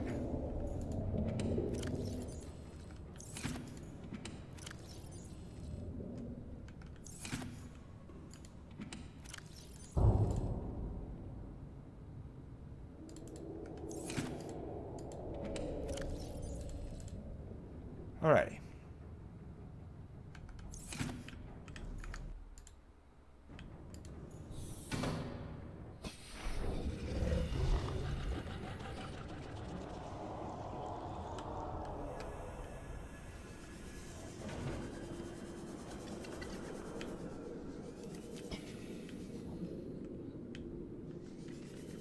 And we are back in. Okay, so we already got the reinforced dive suit. Reinforced dive suit's actually really good. The reinforced dive suit will help us do a lot of things. Nuclear waste disposal. Okay. Scoobity boosh. New blueprint acquired. Ugh.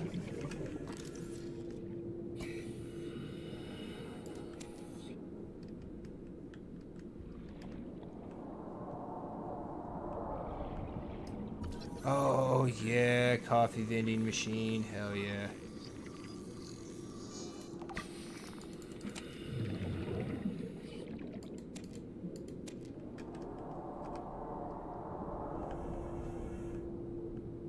Okay, so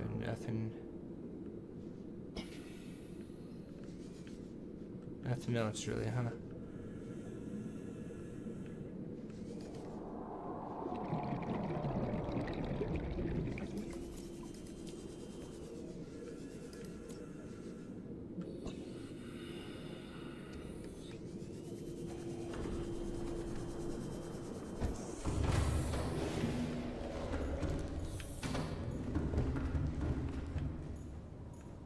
Okay, cool. Oh yeah, okay, we got the coffee vending machine. Oh heck yes. Yeah, okay, that's something we definitely need to be able to complete the base. That's gonna be good stuff, gonna be good stuff. Yeah. I'm not actually big on coffee in real life, but I love the coffee vending machine in this game.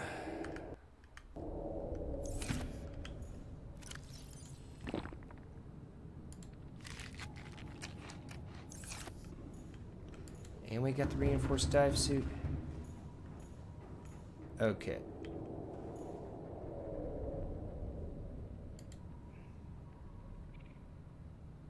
Engine powering up. So that was not as fruitful as I was hoping for. Rig designer running.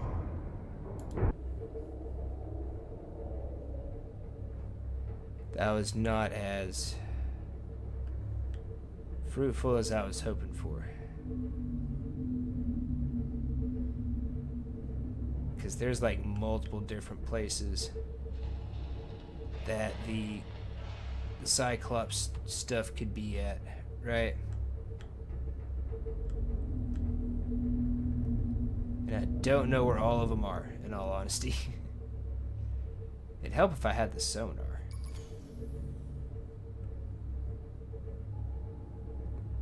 Guessing we just changed over a power cell. That's what that sound was. Okay, I've already been to that wreck down below us.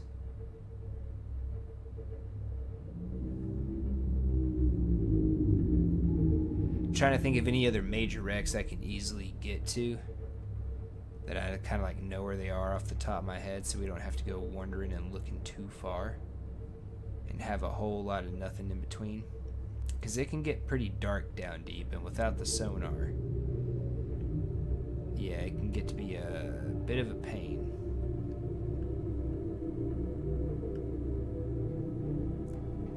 But while I am over here, oh,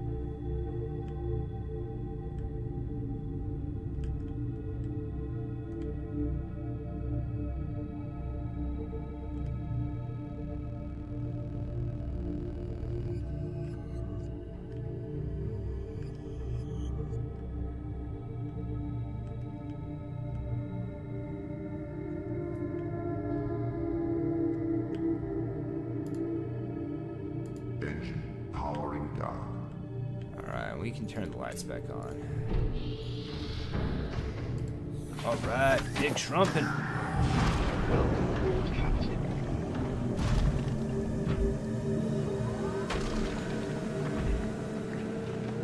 There's a few things I need to stock up on. We can easily do that. Big shrimpin' dude.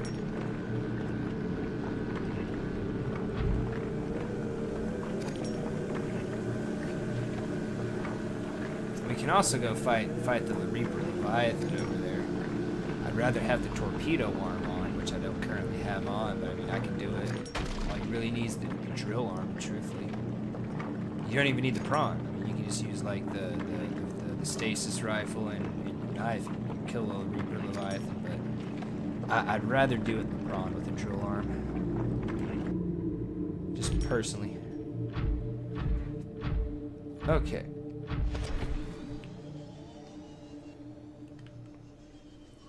Quartz. Don't. You don't want none of this. Okay, so this is all titanium, right? Like this is not lead, this is titanium. That's titanium.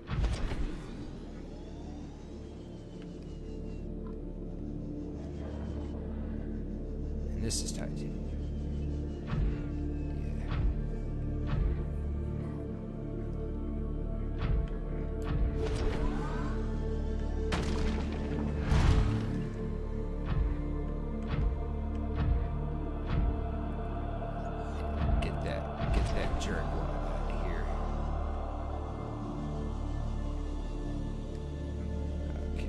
Might be some stuff up over there.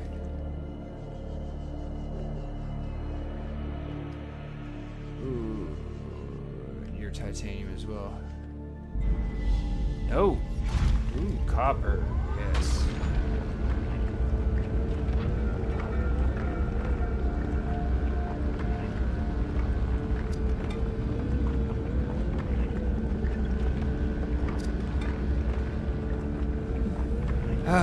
I know there's some out in the mountains, like north of the containment platform. I just don't know their exact location, so there would be at least some sense of just like wandering around.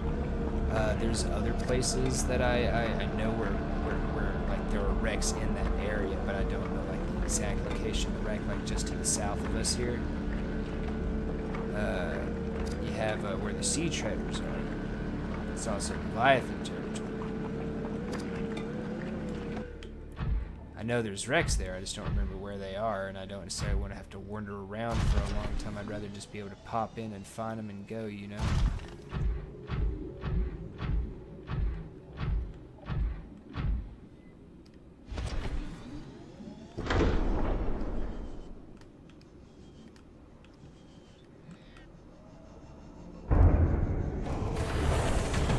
Okay. We might just have to do that. Now let's take some copper.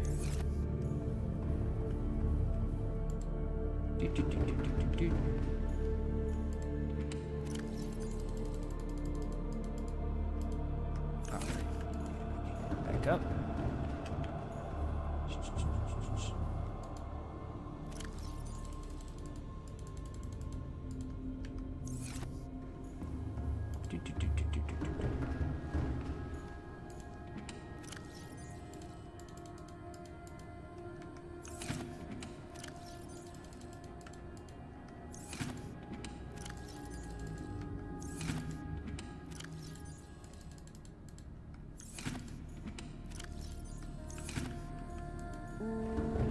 Okay.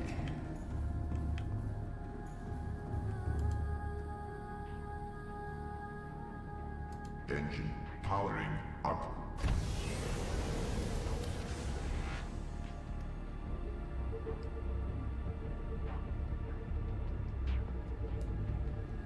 Sometimes the floodlights help, and might go over to the Gossi habitat. I know there's some wrecks in that area as well. Just again, I don't know their exact location.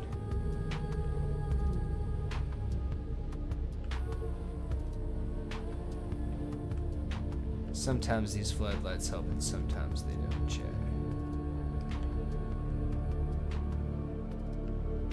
That looks like gold, maybe lead or titanium.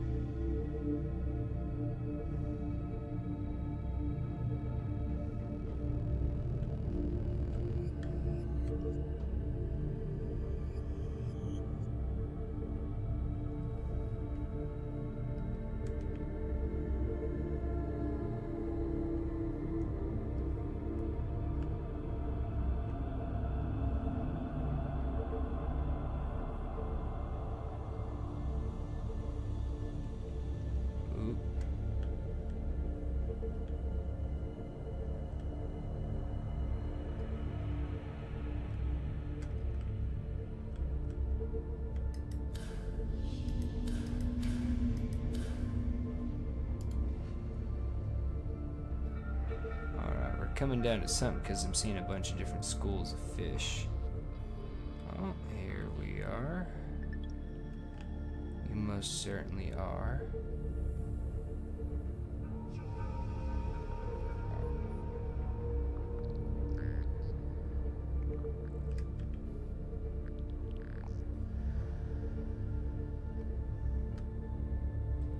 Now, I remember telling myself I needed to come back here to this wreck at some point because I didn't have my laser cutter on me. So let's see Engine what that was powering about. down.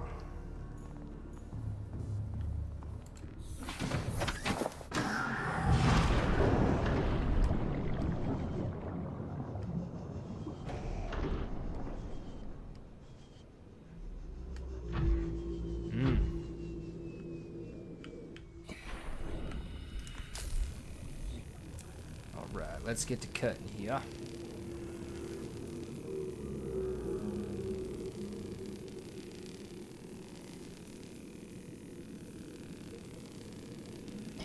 Just cutting on a door. Cutting on a door. Oh, please be something good. Please be something Cyclops. Oh, please, please, please. And titanium. Well, okay.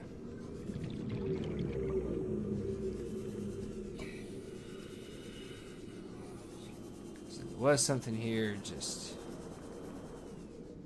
nothing useful.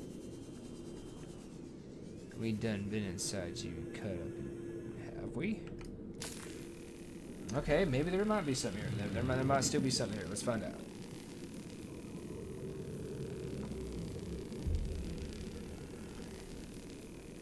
Maybe it was, actually I think it was Chet. I got the diamonds I needed to make the laser cutter here.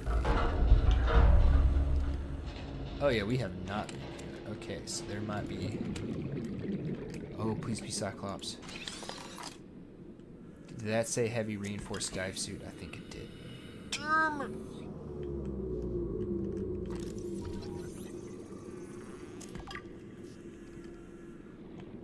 Well, scheist.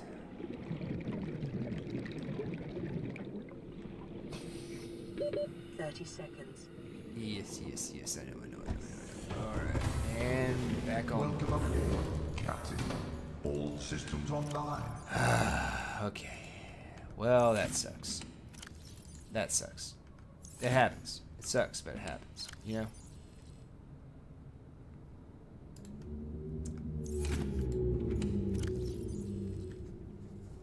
Oh, and I'm just getting more and more of these nutrient blocks, man. This is great.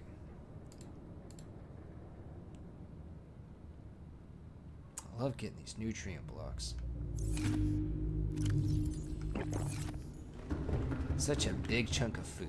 It's wonderful. Engine powering up.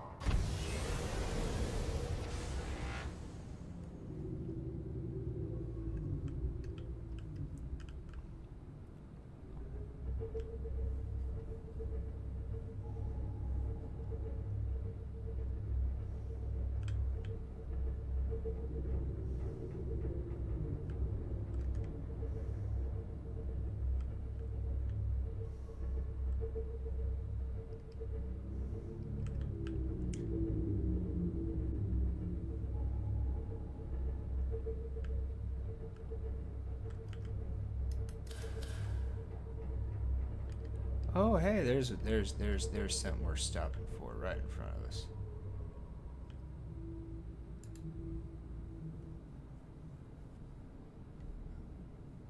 What?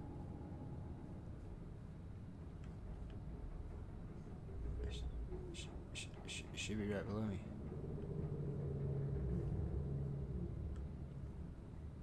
What happened to it? Huh. Engine powering down. 75%.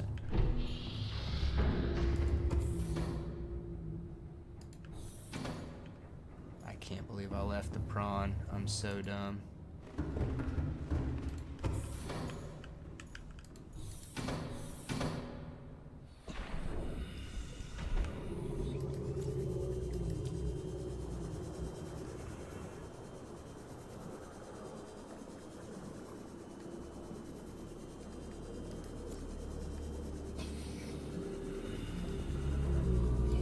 I'll be back. Aboard, Captain.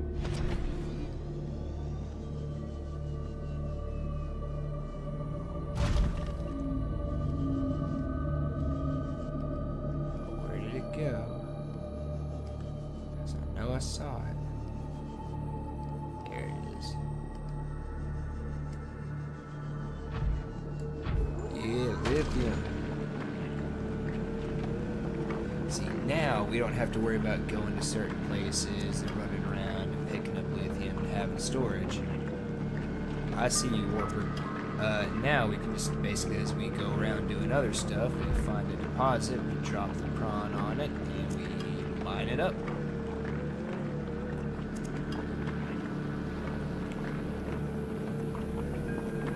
It's a great thing, and we get a nice good chunk of resources too.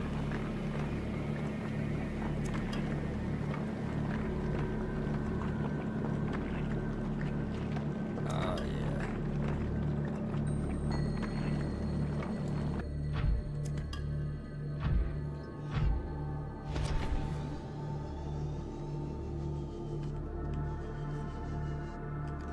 Yeah, if we continue on that way, we will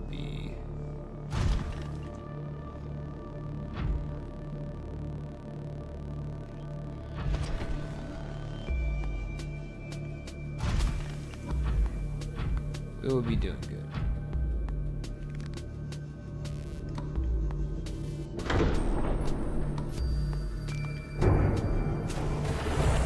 Alright, and we are back aboard. Oh yeah, look at all that lithium. Woo, yeah. Lithium duck.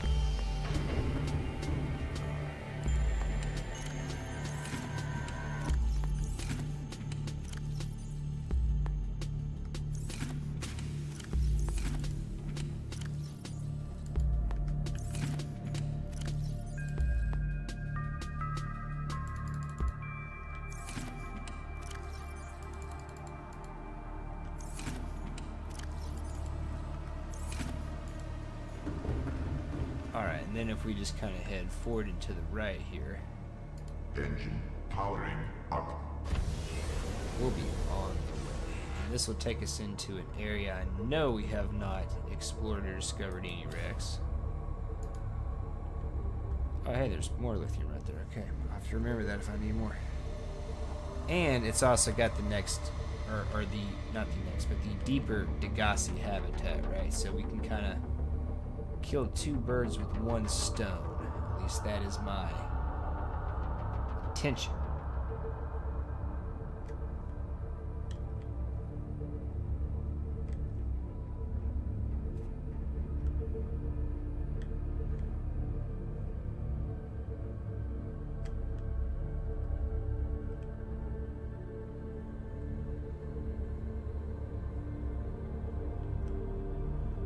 Okay, let's go down. Down, down, down.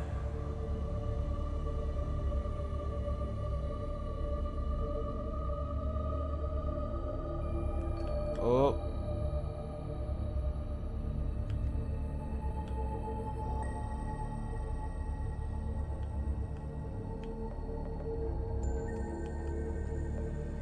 Rig for silent run.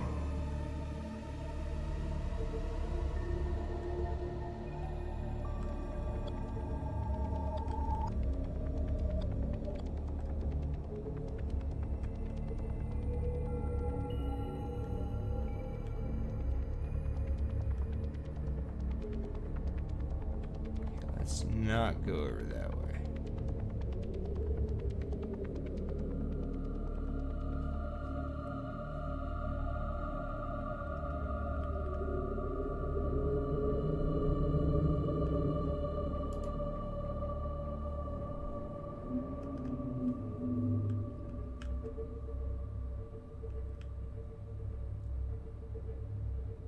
Ooh.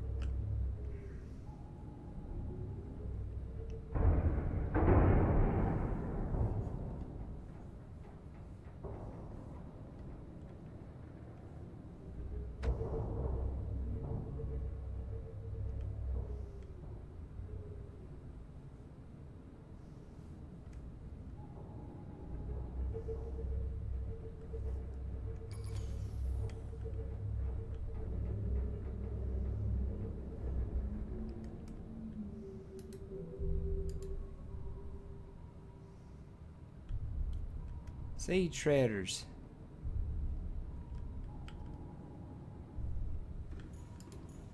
I think I can get out to these guys and scan them safely.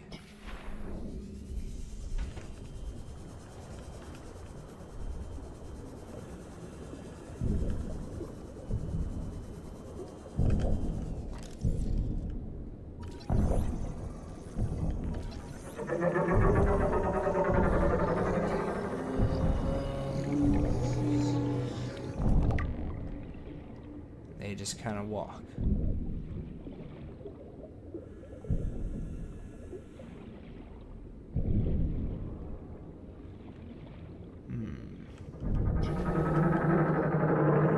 Might need to follow them for a wreck because I want to say there's a wreck along Sea Trader's Path.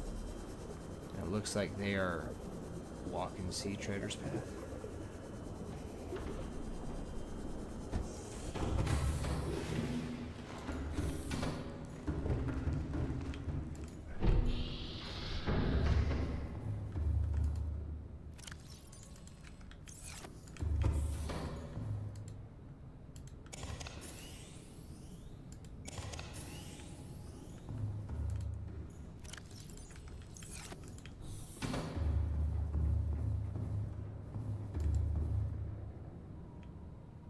Alright, but Degassi habitat.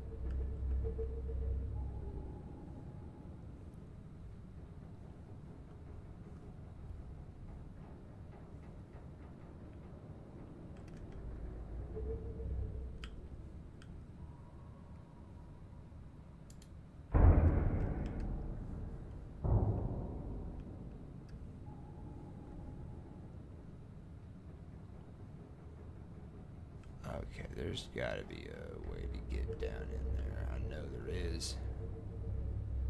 But I don't want to have to take some long roundabout route.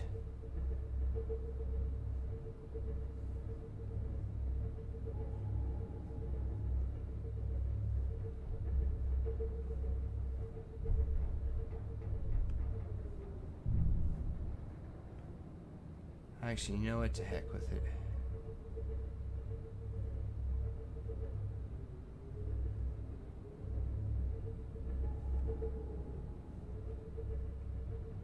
Let's do something I haven't done before.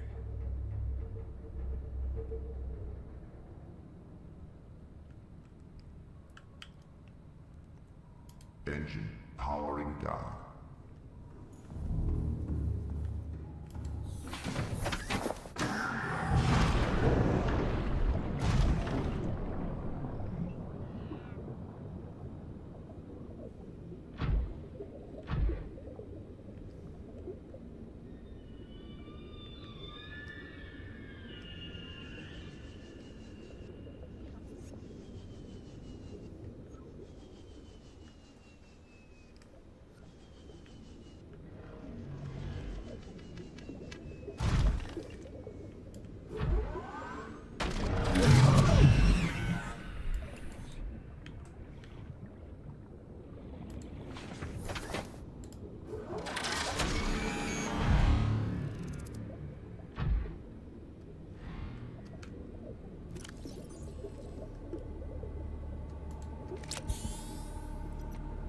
Detecting a titanium mass somewhere in this area. Unable to confirm whether it originated on the Aurora.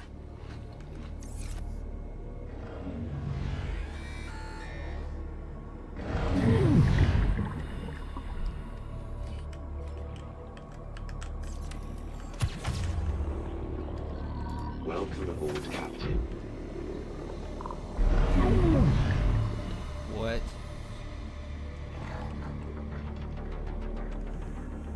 Shit, where'd the prawn go?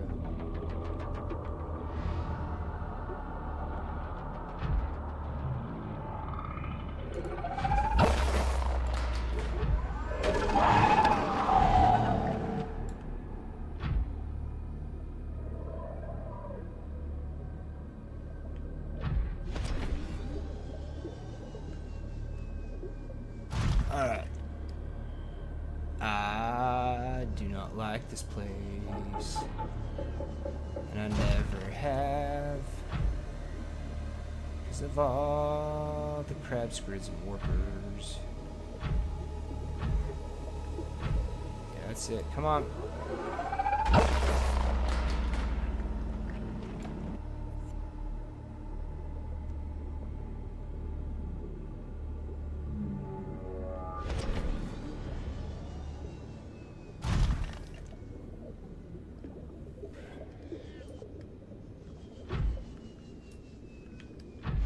Of course, I can't get in.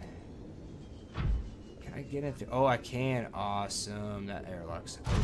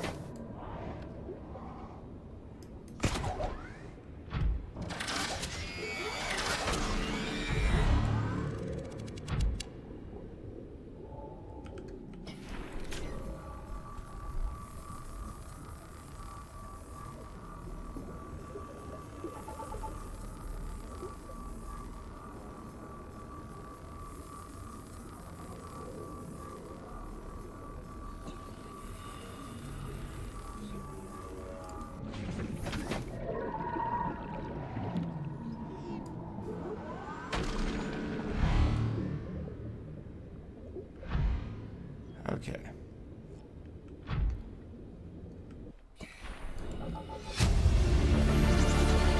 Integrating new PDA data. New blueprint acquired.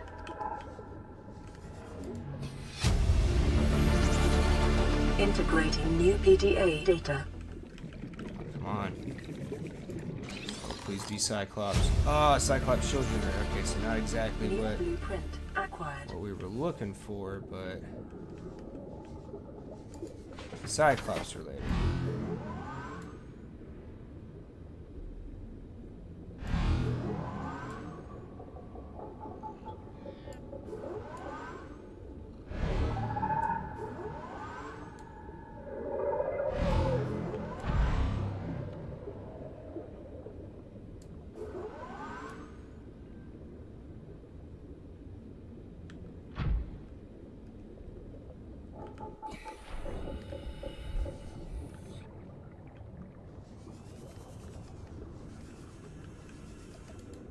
Ooh, okay. Integrating new PDA data. Gimme.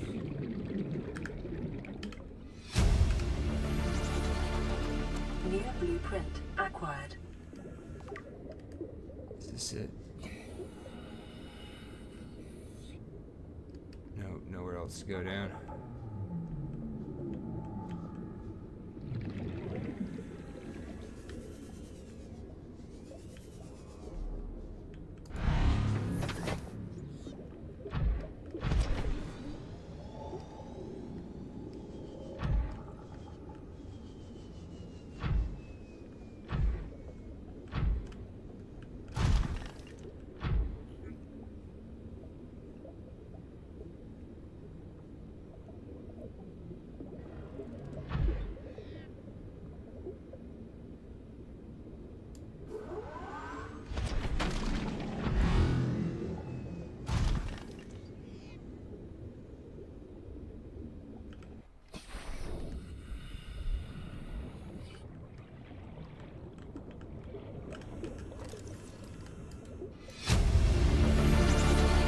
Integrating new PDA data.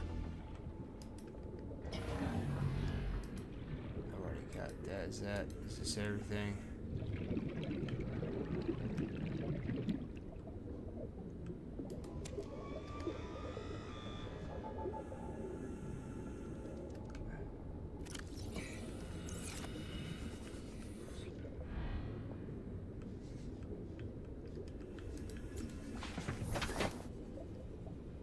Okay.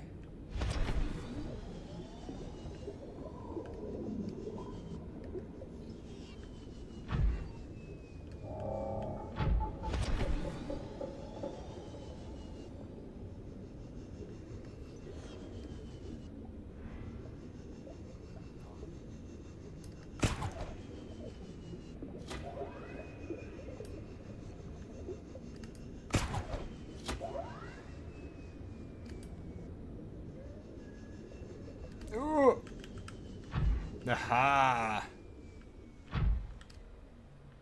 I did not expect to get up out of that hole that easy. Thought I was gonna have more trouble with the grappling hook and whatnot, but that was smooth. Okay, so we have found some new blueprints, just nothing for the Cyclops depth module just yet. Systems online. We are doing pretty good here.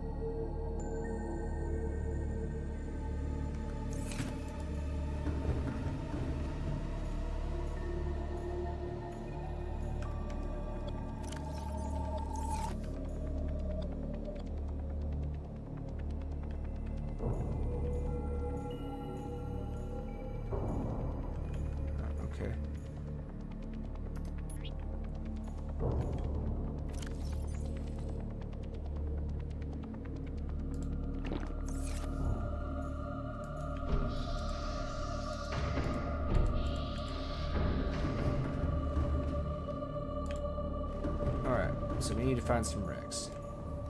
Now I knew this would kind of be a bit of a slower one, Powering chat. up. That's why I did the reactions and looking at the article and kind of giving my thoughts on some other stuff too.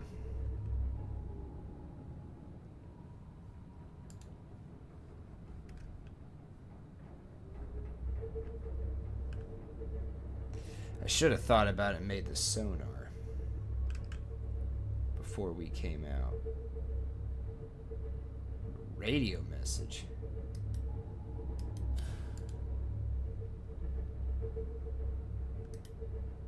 Rig for silent running.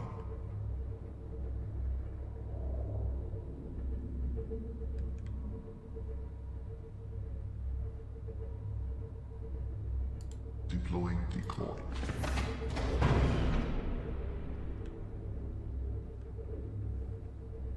Alright, we will sweep through the area. See if we can't see some wrecks.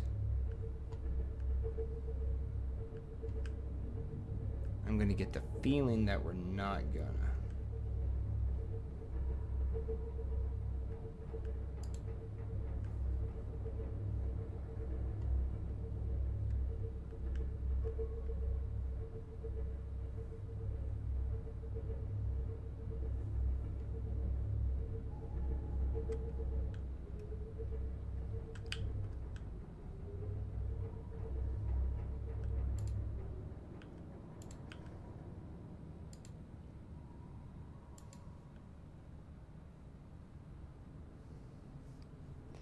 No, at least not right here.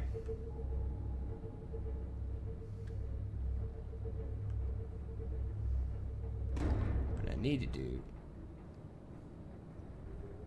is I need to find the bulb zone, because I know there's a wreck right on the edge of the bulb zone and a mushroom forest. I just don't necessarily off the top of my head know where that is in relation to where I currently am, right? Wait a minute, wait a minute.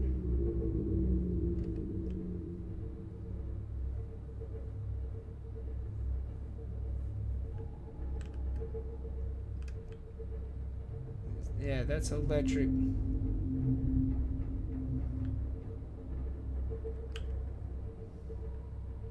Oh. Here we are.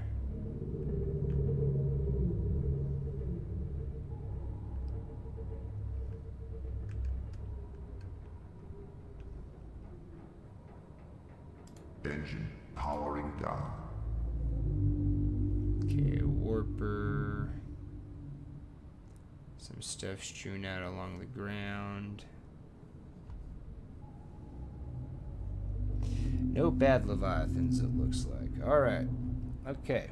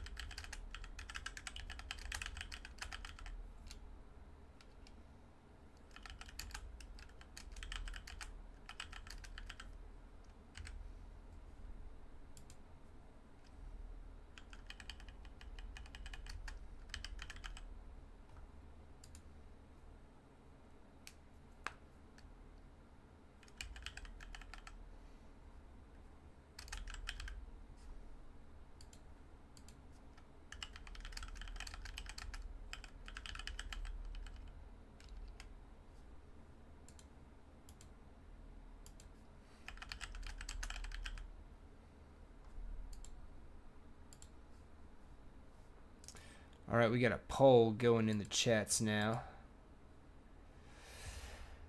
I will let y'all take a look at it. We have 4 options, right?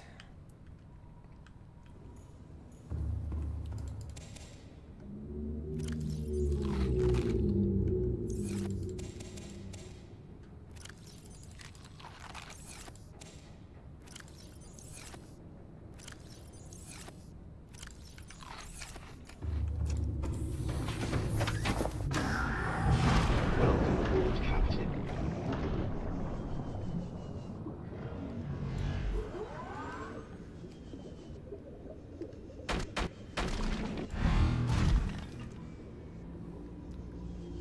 Alright, what we got here? Something that'll give us titanium. That's what we're looking for. Okay, we've already got that scanned. Thermal plant. Yes! Exactly what we were looking for. Blueprint acquired.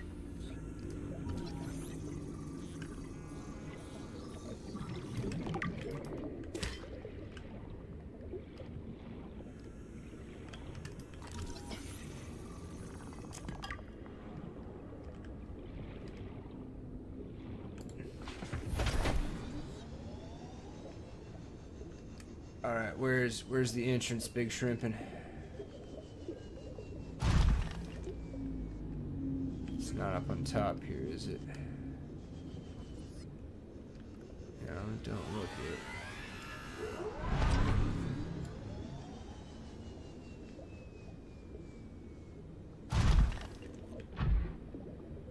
Oh. Can we get in there, Shrimpin', or no? Yeah, we can perch there. On like one prong of our heel. Okay, so I'm guessing this is where the Integrating new main PDA drill data. arm deposits were. From what I'm seeing. Oh, I flew right up into the electricity. Okay.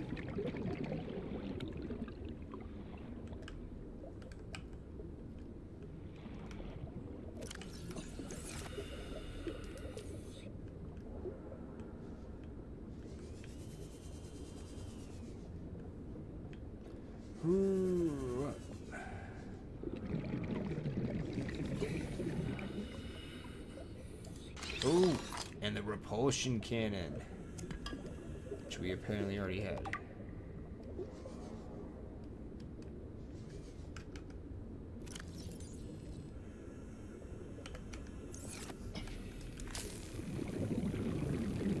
We got a door to cut. I don't know. Hey, maybe we'll find something else. Maybe we'll find something else, right? Hey, we got a big win.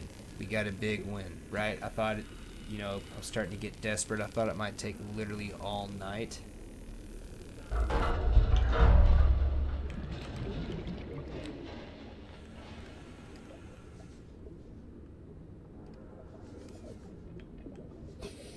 Oh! New blueprint Docking bay acquired. repair module. That is... Okay, we need air. We need air, and then we gotta come back in.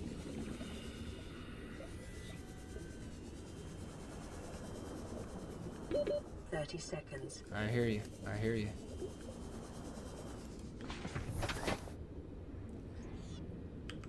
Okay.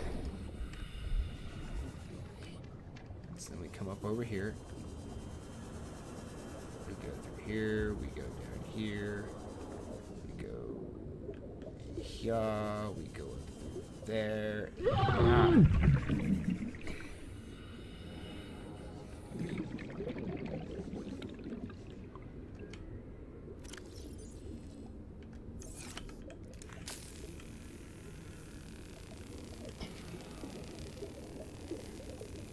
Then we'll just cut this.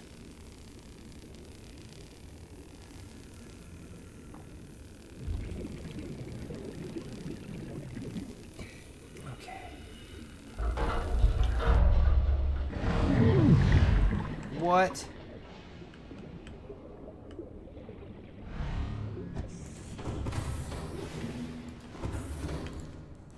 hell?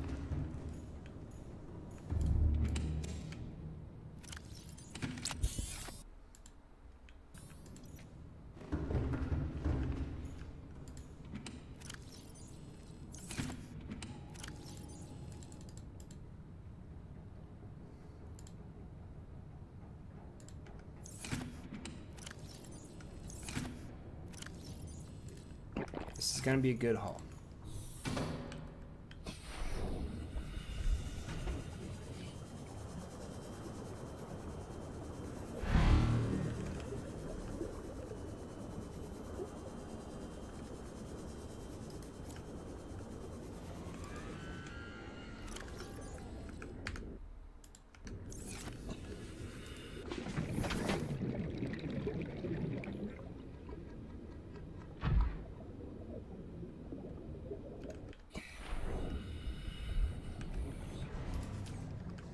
Okay. Ugh.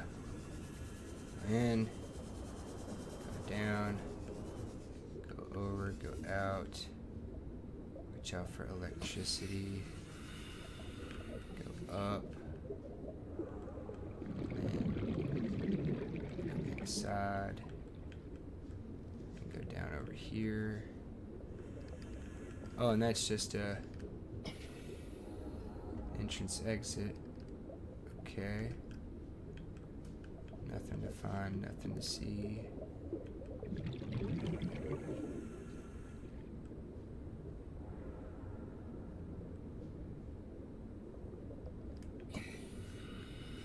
Another up one. Oh, it just takes us straight on out at the top. I just missed it. Okay.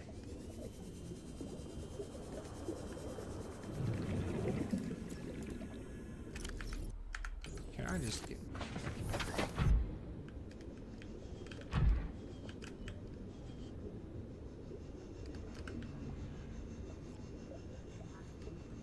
Yeah, I just missed that.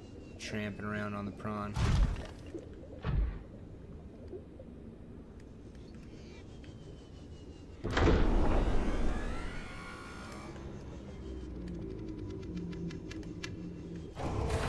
Alright, and we... Captain, all systems Okay. online.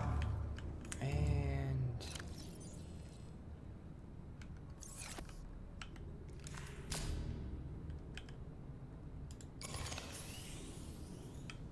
I think we good.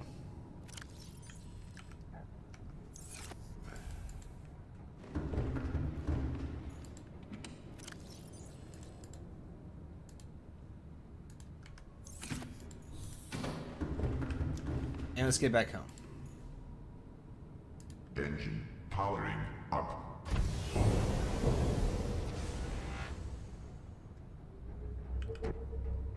Ahead standard.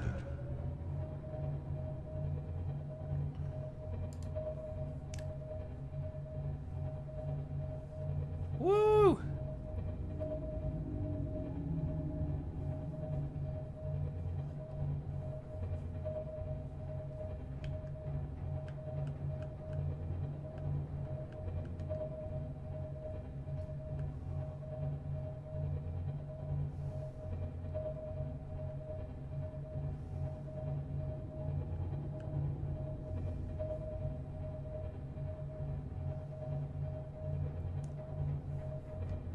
We made out like bandits on that frickin' run. We got literally everything we wanted and more. Like, holy crap, we got the repair bay for the Cyclops. That means anytime I dock something, like a prawn suit, a sea moth, you know, etc. Of course, that's the only two things that can dock them. But anyways, whenever I dock something with it, it will now automatically repair said thing. Which honestly makes the Cyclops a better place to dock your vehicles than the moon pool at your base, because it'll repair it. And I mean, I wasted a decoy. That was just kind of more of a precautionary thing anyway. But yeah, and we got the depth module Mark 1, which is what we needed. And I'm guessing we'll be able to upgrade it to a level 3 now. Hey, what's up, number 5? And once we've upgraded that to a tier 2, we'll be able to get down to the thermal power plant, and with a tier 3, we will be able to get all the way down to the primary containment facility.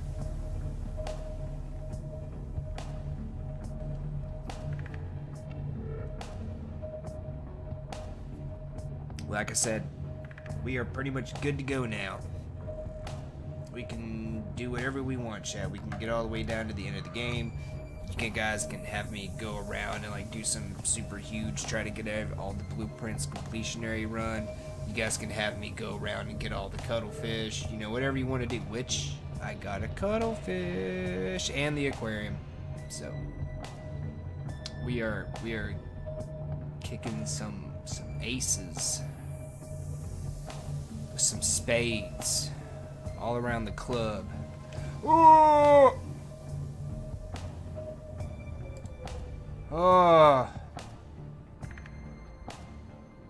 bro, Cephas. Seriously? You're gonna pull out on the interstate and you're gonna go 20 miles an hour. You're pulling out on the interstate and you're going 20 miles an hour. Like what are you? Oh my word! Oh my gosh! Hang on.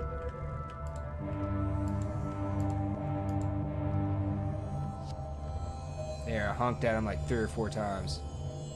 Lord Almighty, I swear, some drivers, man. Some drivers.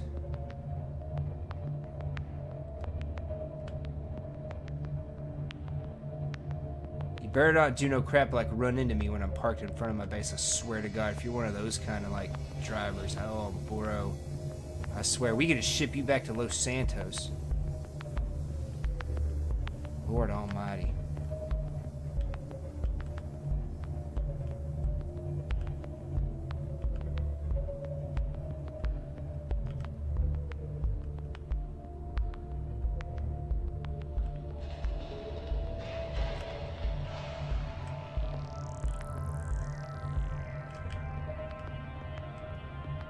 This is not at all succeeding like I wanted to.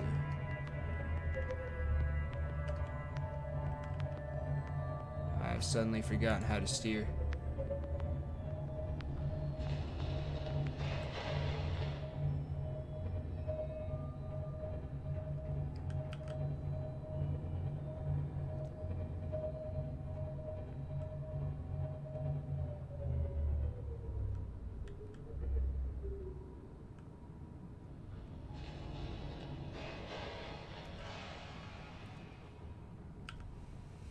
Oh, nope.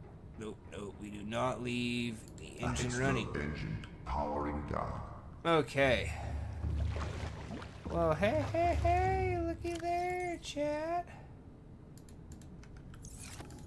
We upgraded the Cyclops.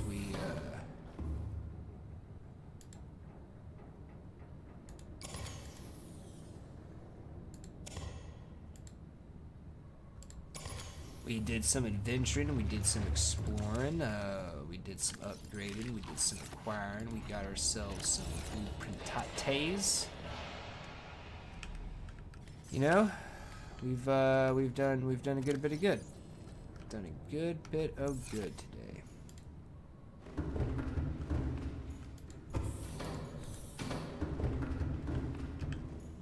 Took the prawn out on Big Shrimpin's maiden outing.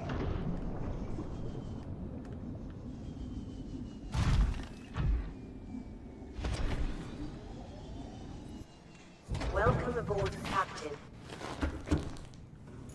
Hey, you know, we did pretty good, didn't we? We did pretty good.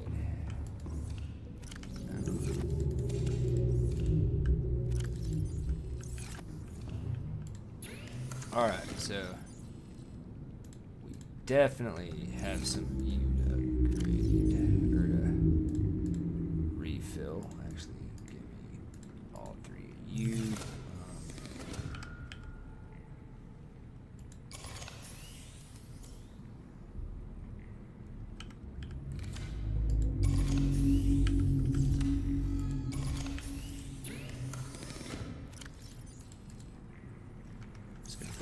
that. Because I do not know where else to put you for the moment. We're just going to put you right there. And then you go back in the 5 slots.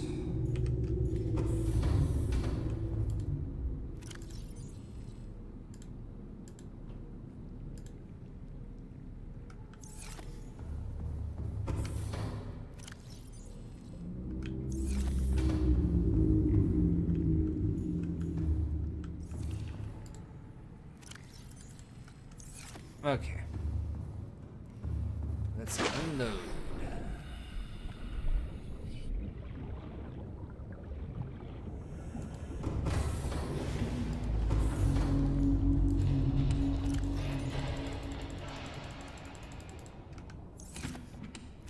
We came back with a good bit of resources too. Like, we came back with some resources we needed, and now with the stock we got, we shouldn't have to worry about a whole lot, you know what I mean? Heck, we'll burn it.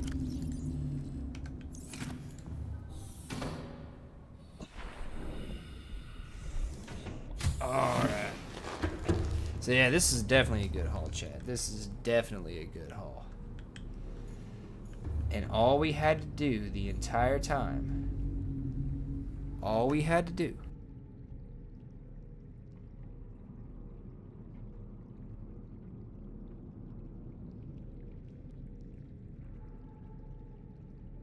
okay, well, I'll say it since no one in chat will. All we had to do was keep calm. That's all we had to do. Keep calm and think of the cat wearing the scuba helmet. That's all we had to do. That's all we had to do. That was the key the whole time. Oh, that's right, we got a radio message. Thank you. I totally forgot about that. Alright.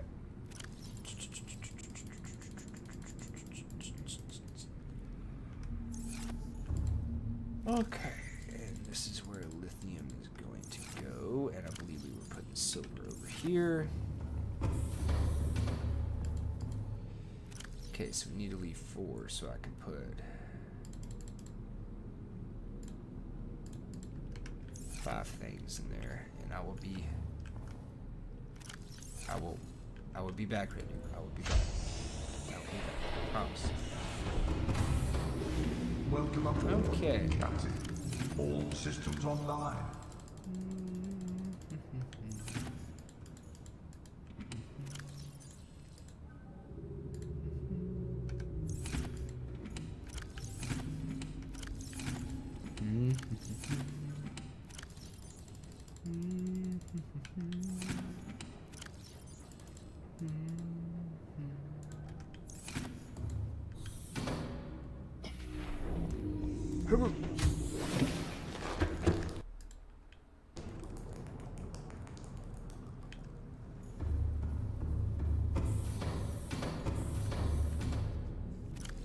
Okay, let's put the orange. Orange goes in there. And I can't put you in an aquarium. You have to go in a big thing. Big thing. So for right now,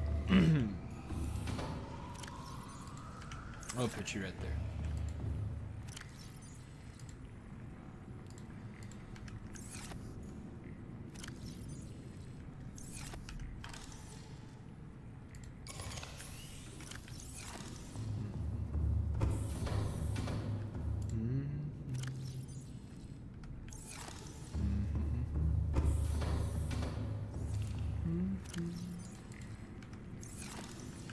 Okay.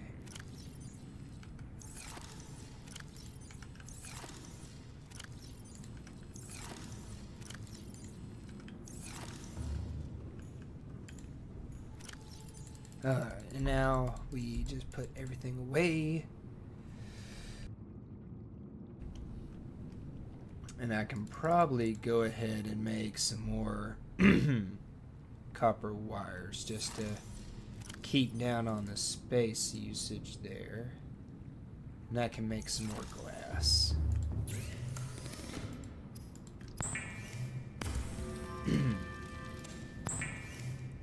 Oh yeah, and we can make a reinforced dive suit. Oh hell yeah, we need to do that. We need to do that. Yeah. We have no place to put the old gear. Oh, I hate this so much.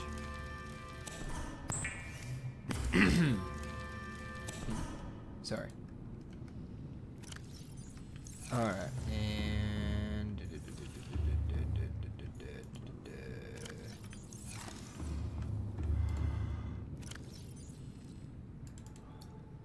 let's do that for the moment.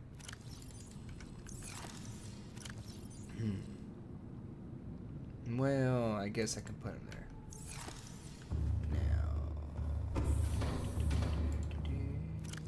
Now. Ha ha.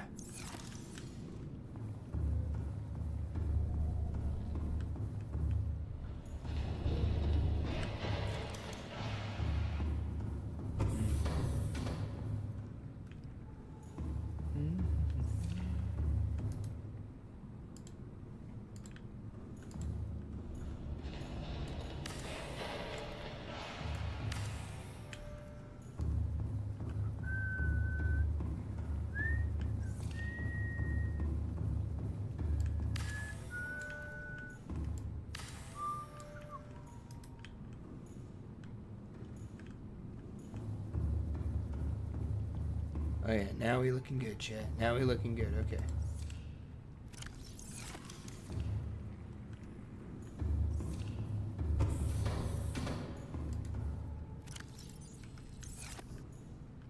Yeah, now we got plenty of windows. Okay, the only problem we have I'm sorry, the only problem we have at the moment is that we don't have any place to extend off of to make the aquarium lighthouse, right? Have all of our creatures in it.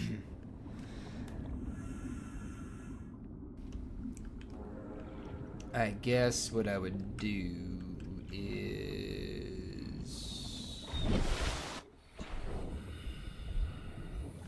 probably remove this reinforcement and come off back this way for it, right? Probably what I would do. And then I can use a bulkhead to help reinforce to make sure that we're not running out. Plus, there would be...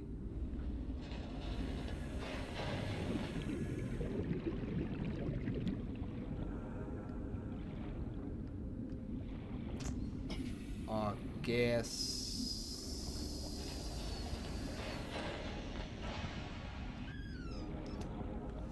guess I'd have to put reinforcements on the hallway back to it. And I could do a T-shape maybe, so that way I have just like a back airlock. But we're doing pretty good as of right now. We're doing pretty good. So yeah, okay, so I do have a path. I just need to make sure to extend off this way. So let's think about that. Let's go ahead and set it up so that way we can just build the multi-purpose rooms and then the aquarium, right? Let's just go ahead and do that.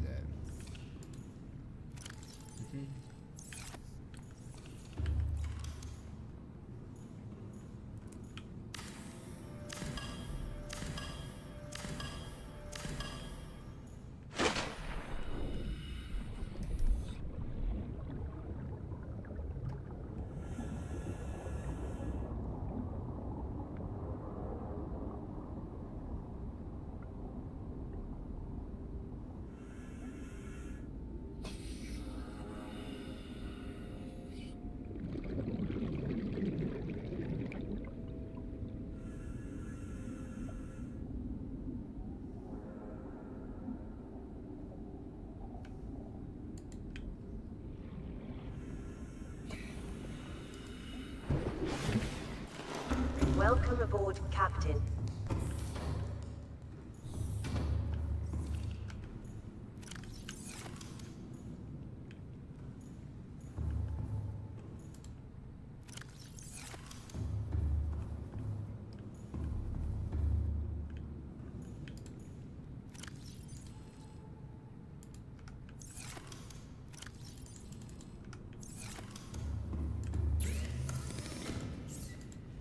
Let's do some observation-y. Let's do it.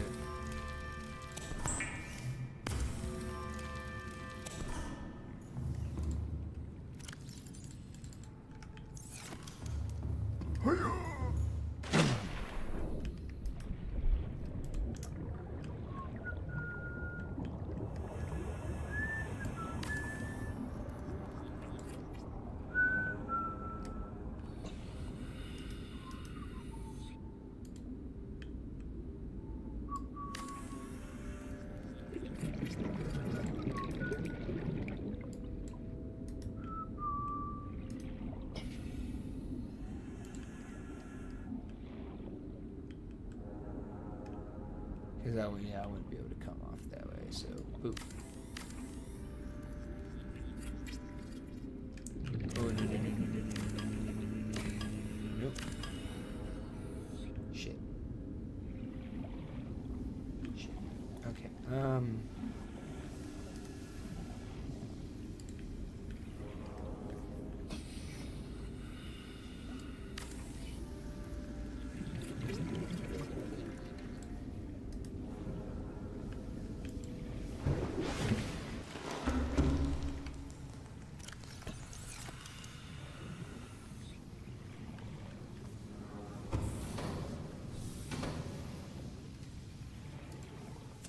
I wasn't thinking.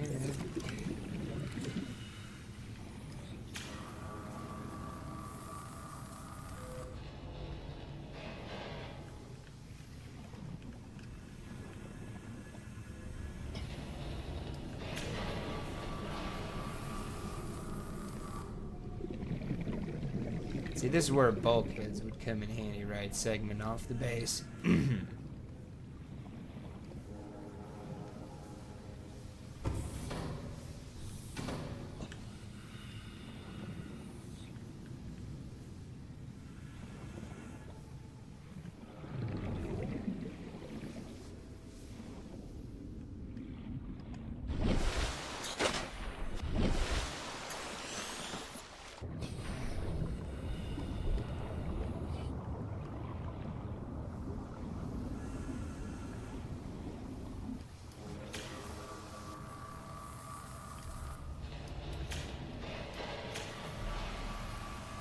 And we'll just make repairs.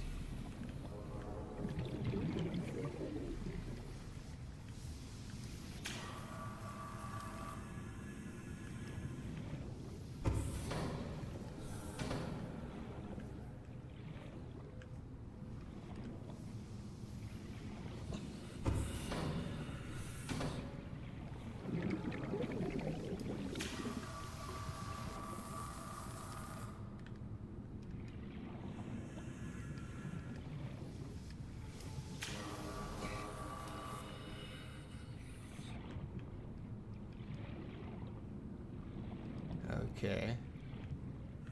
What has not been repaired?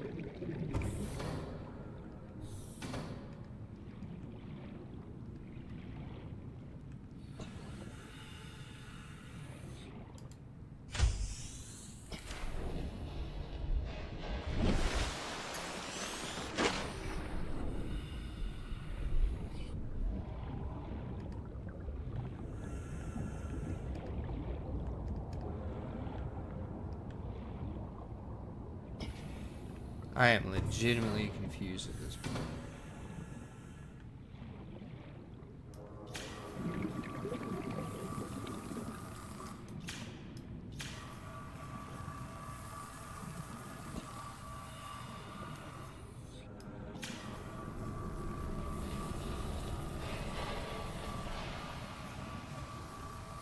Hull integrity restored. Oh, there we go. Draining systems initiated. There's that one little spot right there. Okay.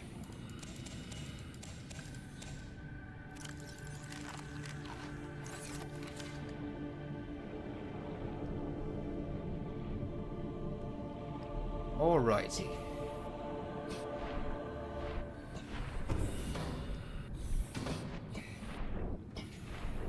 So there is a flaw to our base.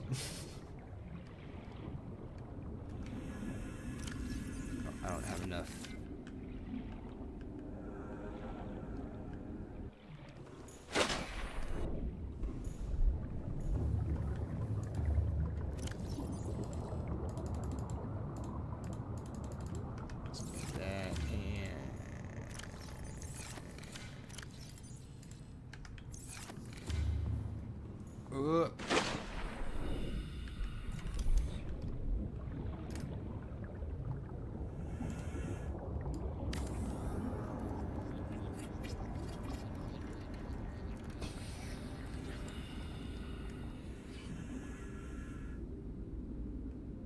It may be prudent to separate work and leisure spaces to maximize productivity. Treat this space as your home, but never forget that it is not. Treat this space as though it is your home, but never forget that it is not.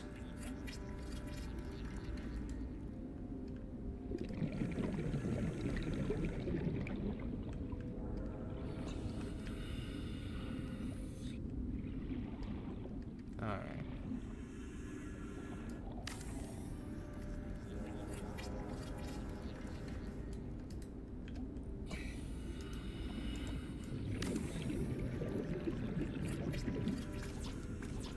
Oh. I got no titanium. Yeah. Alright, now we also need one of you.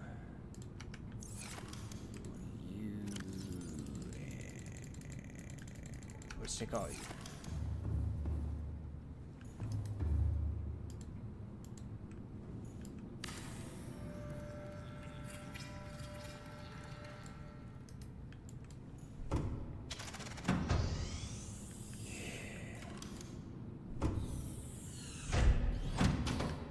Okay.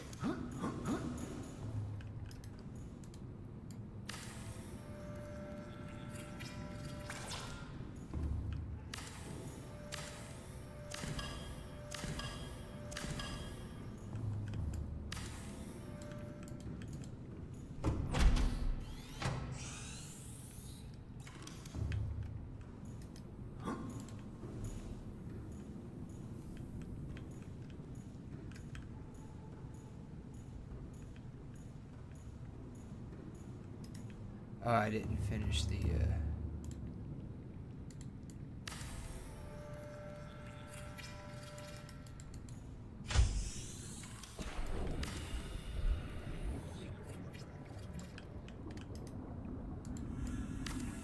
Oh, it gets so close.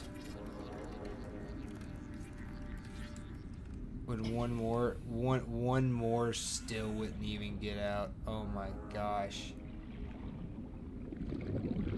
Insanity. Okay.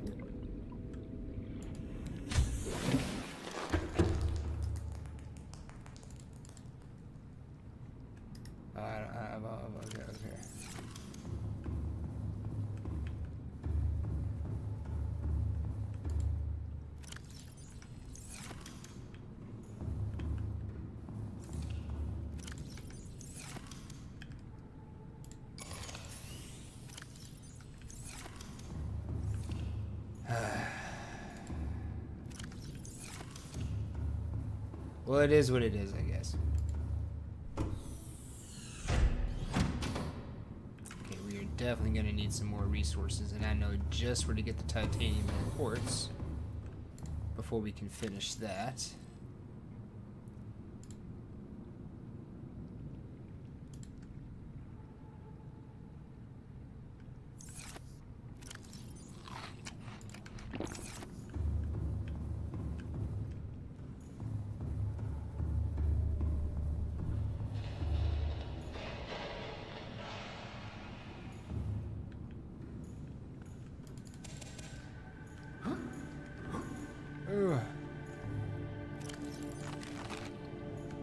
Oh, we do need to finish unloading Gertha. Still got a few things. Welcome aboard, Captain. All systems online.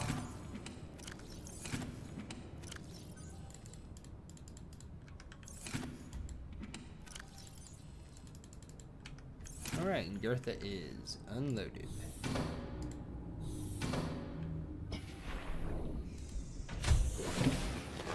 Welcome aboard, Captain.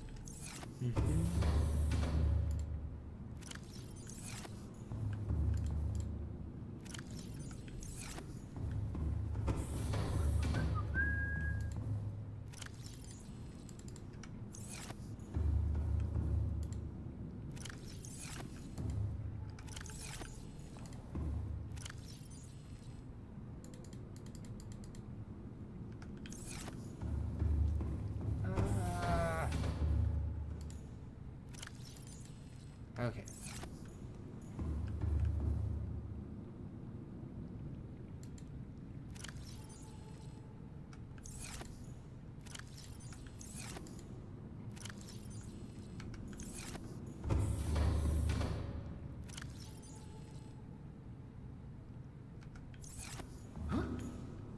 Oh, we have something we have to build. I forgot about it. I forgot. Miss Macabre will be so happy. You're off to sleep.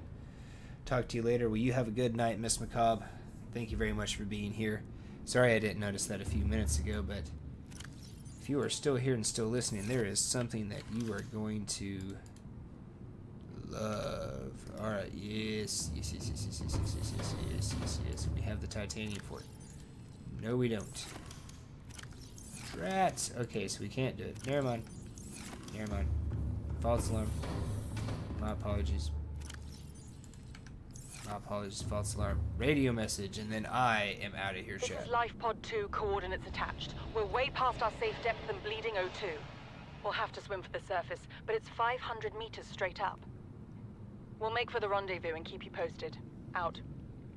Signal location uploaded to PDA.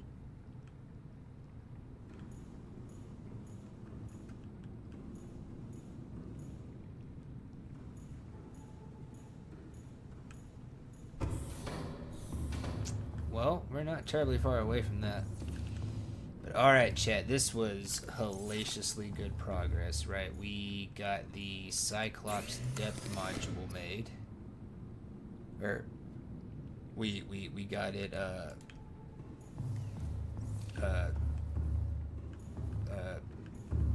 we got the recipe.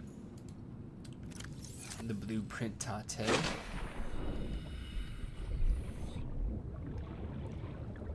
We expanded the base a little bit. We're going to put the aquarium lighthouse in. We upgraded the Cyclops a little bit. We took the prawn on its first outing, and it fared well. We encountered some little bit of resistance, and we dealt with it. We explored the Degassi habitat, the deeper one, the 500 meter down one.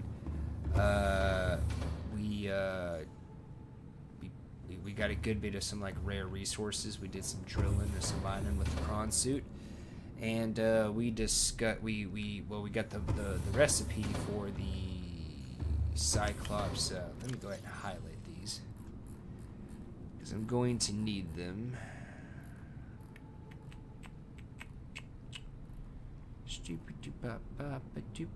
Yep, we can go ahead and make them all now. So we just need to make the. I'll mark that for the depth modules. Can't make that yet because we don't have kyanite. I don't think we have any nickel ore, so we probably won't be able to make the second one. Can't do that without kyanite.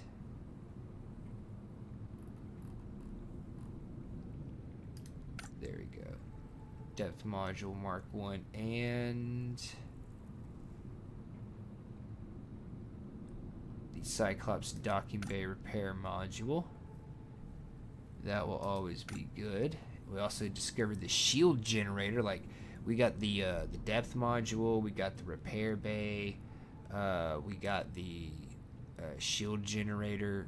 We discovered all three of those recipes tonight, so it was a big night for Gertha for the Cyclops. We got the alien containment, so we can make the lighthouse aquarium. We got the coffee machine, so I think we've got like all the decorative stuff. Yeah, it was a good haul. And earlier, Like a phoenix, you burst in.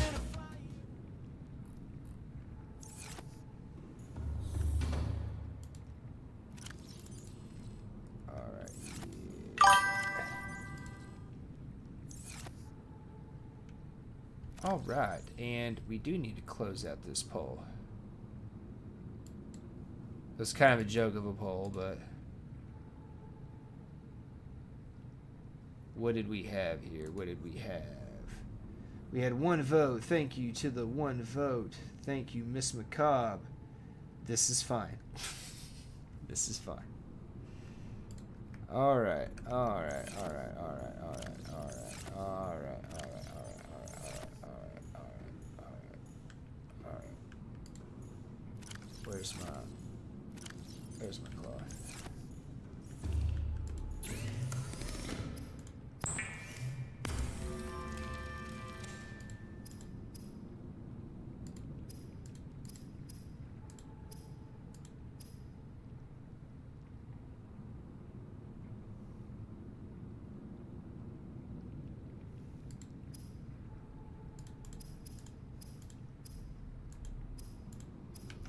Yes, but we gotta make a reinforced dive suit here. I need to mark that. Yes, I know I got reactor rods. Thank you. Thank you, thank you. Alright, so yeah, we definitely got multiple things here. It was a good night, it was a good haul. I think we've got all of our wreck exploring done between doing it at the tail end of the stream last week and then doing it for like the back 2/3 of this stream. We managed to accomplish it all. I do want to say thank you everybody for coming out. Thank you everybody for tuning in. Thank you for voting in the poll. Thank you for chatting in the chats. Thank you for letting me do something a little different at the start, kind of give my thoughts on the DLSS5. It seems like it's overdone on the lighting, at least what they showed off, and they said it's not making any changes to the artist vision, but it clearly is. And to me, it's just kind of ruining the ambiance of the environments, like especially if you see the DLSS5 video where you're seeing the Oblivion remake and you're in coral coming out of the castle. It's completely different. It's completely different. And I guess maybe it's mainly from the lighting, but it seems like it's also removing like particle effects and other kind of stuff. It's changing the mood of the setting. I don't know. To me, it's I think we should put DLSS5 back in the oven for at least a little while. And also, I'm just of the mind that if we need all these frame gen stuff and all this stuff to touch up and pretty up stuff on the fly, I don't think we really need it.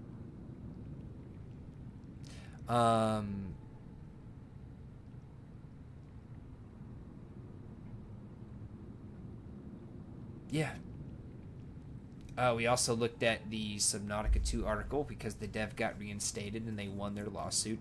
Well, they at least won part of the lawsuit, right? So they're still in it, right? It's not concluded yet. And we're looking at getting early access for Subnautica in May. I want to check it out, and I don't want to check it out while it's in early access. I've only ever experienced Subnautica and Subnautica Below Zero as complete packages, so I'm not sure if I would enjoy that in an early access environment where things could be changing or could be really buggy or have like a lot of issues. I also don't see why Unknown Worlds needs early access for Subnautica 2 because they've got Subnautica 1 and they made Subnautica Below Zero, so I don't know. I know they're doing co-op for Subnautica 2, so I could see some like betas and some like play tests to see how co-op works specifically, but the rest of it, I don't know. It seems like it should be a little more down pat to me, but I'm not a game dev. Knocking stuff around on my desk here.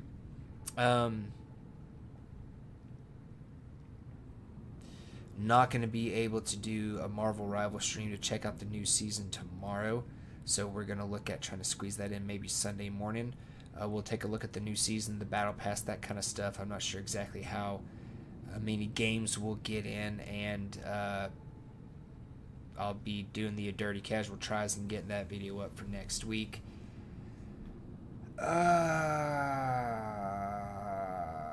Crimson Desert. That's a game I'm going to wait a bit longer before I think about checking it out because Nightingale's coming up, and Schedule 1 I know there's a couple of updates out. I'm going to wait for like another more substantial update or two and then kind of check all of them out together. And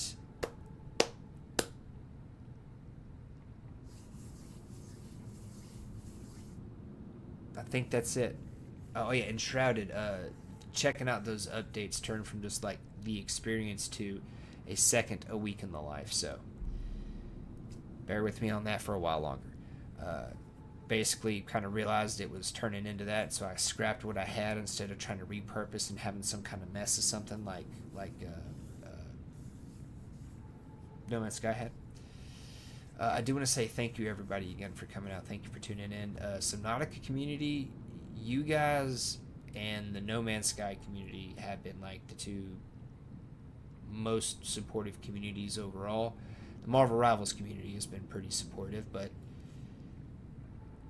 you know, No Man's Sky and Subnautica, you guys have taken it to another level, and I want to say thank y'all.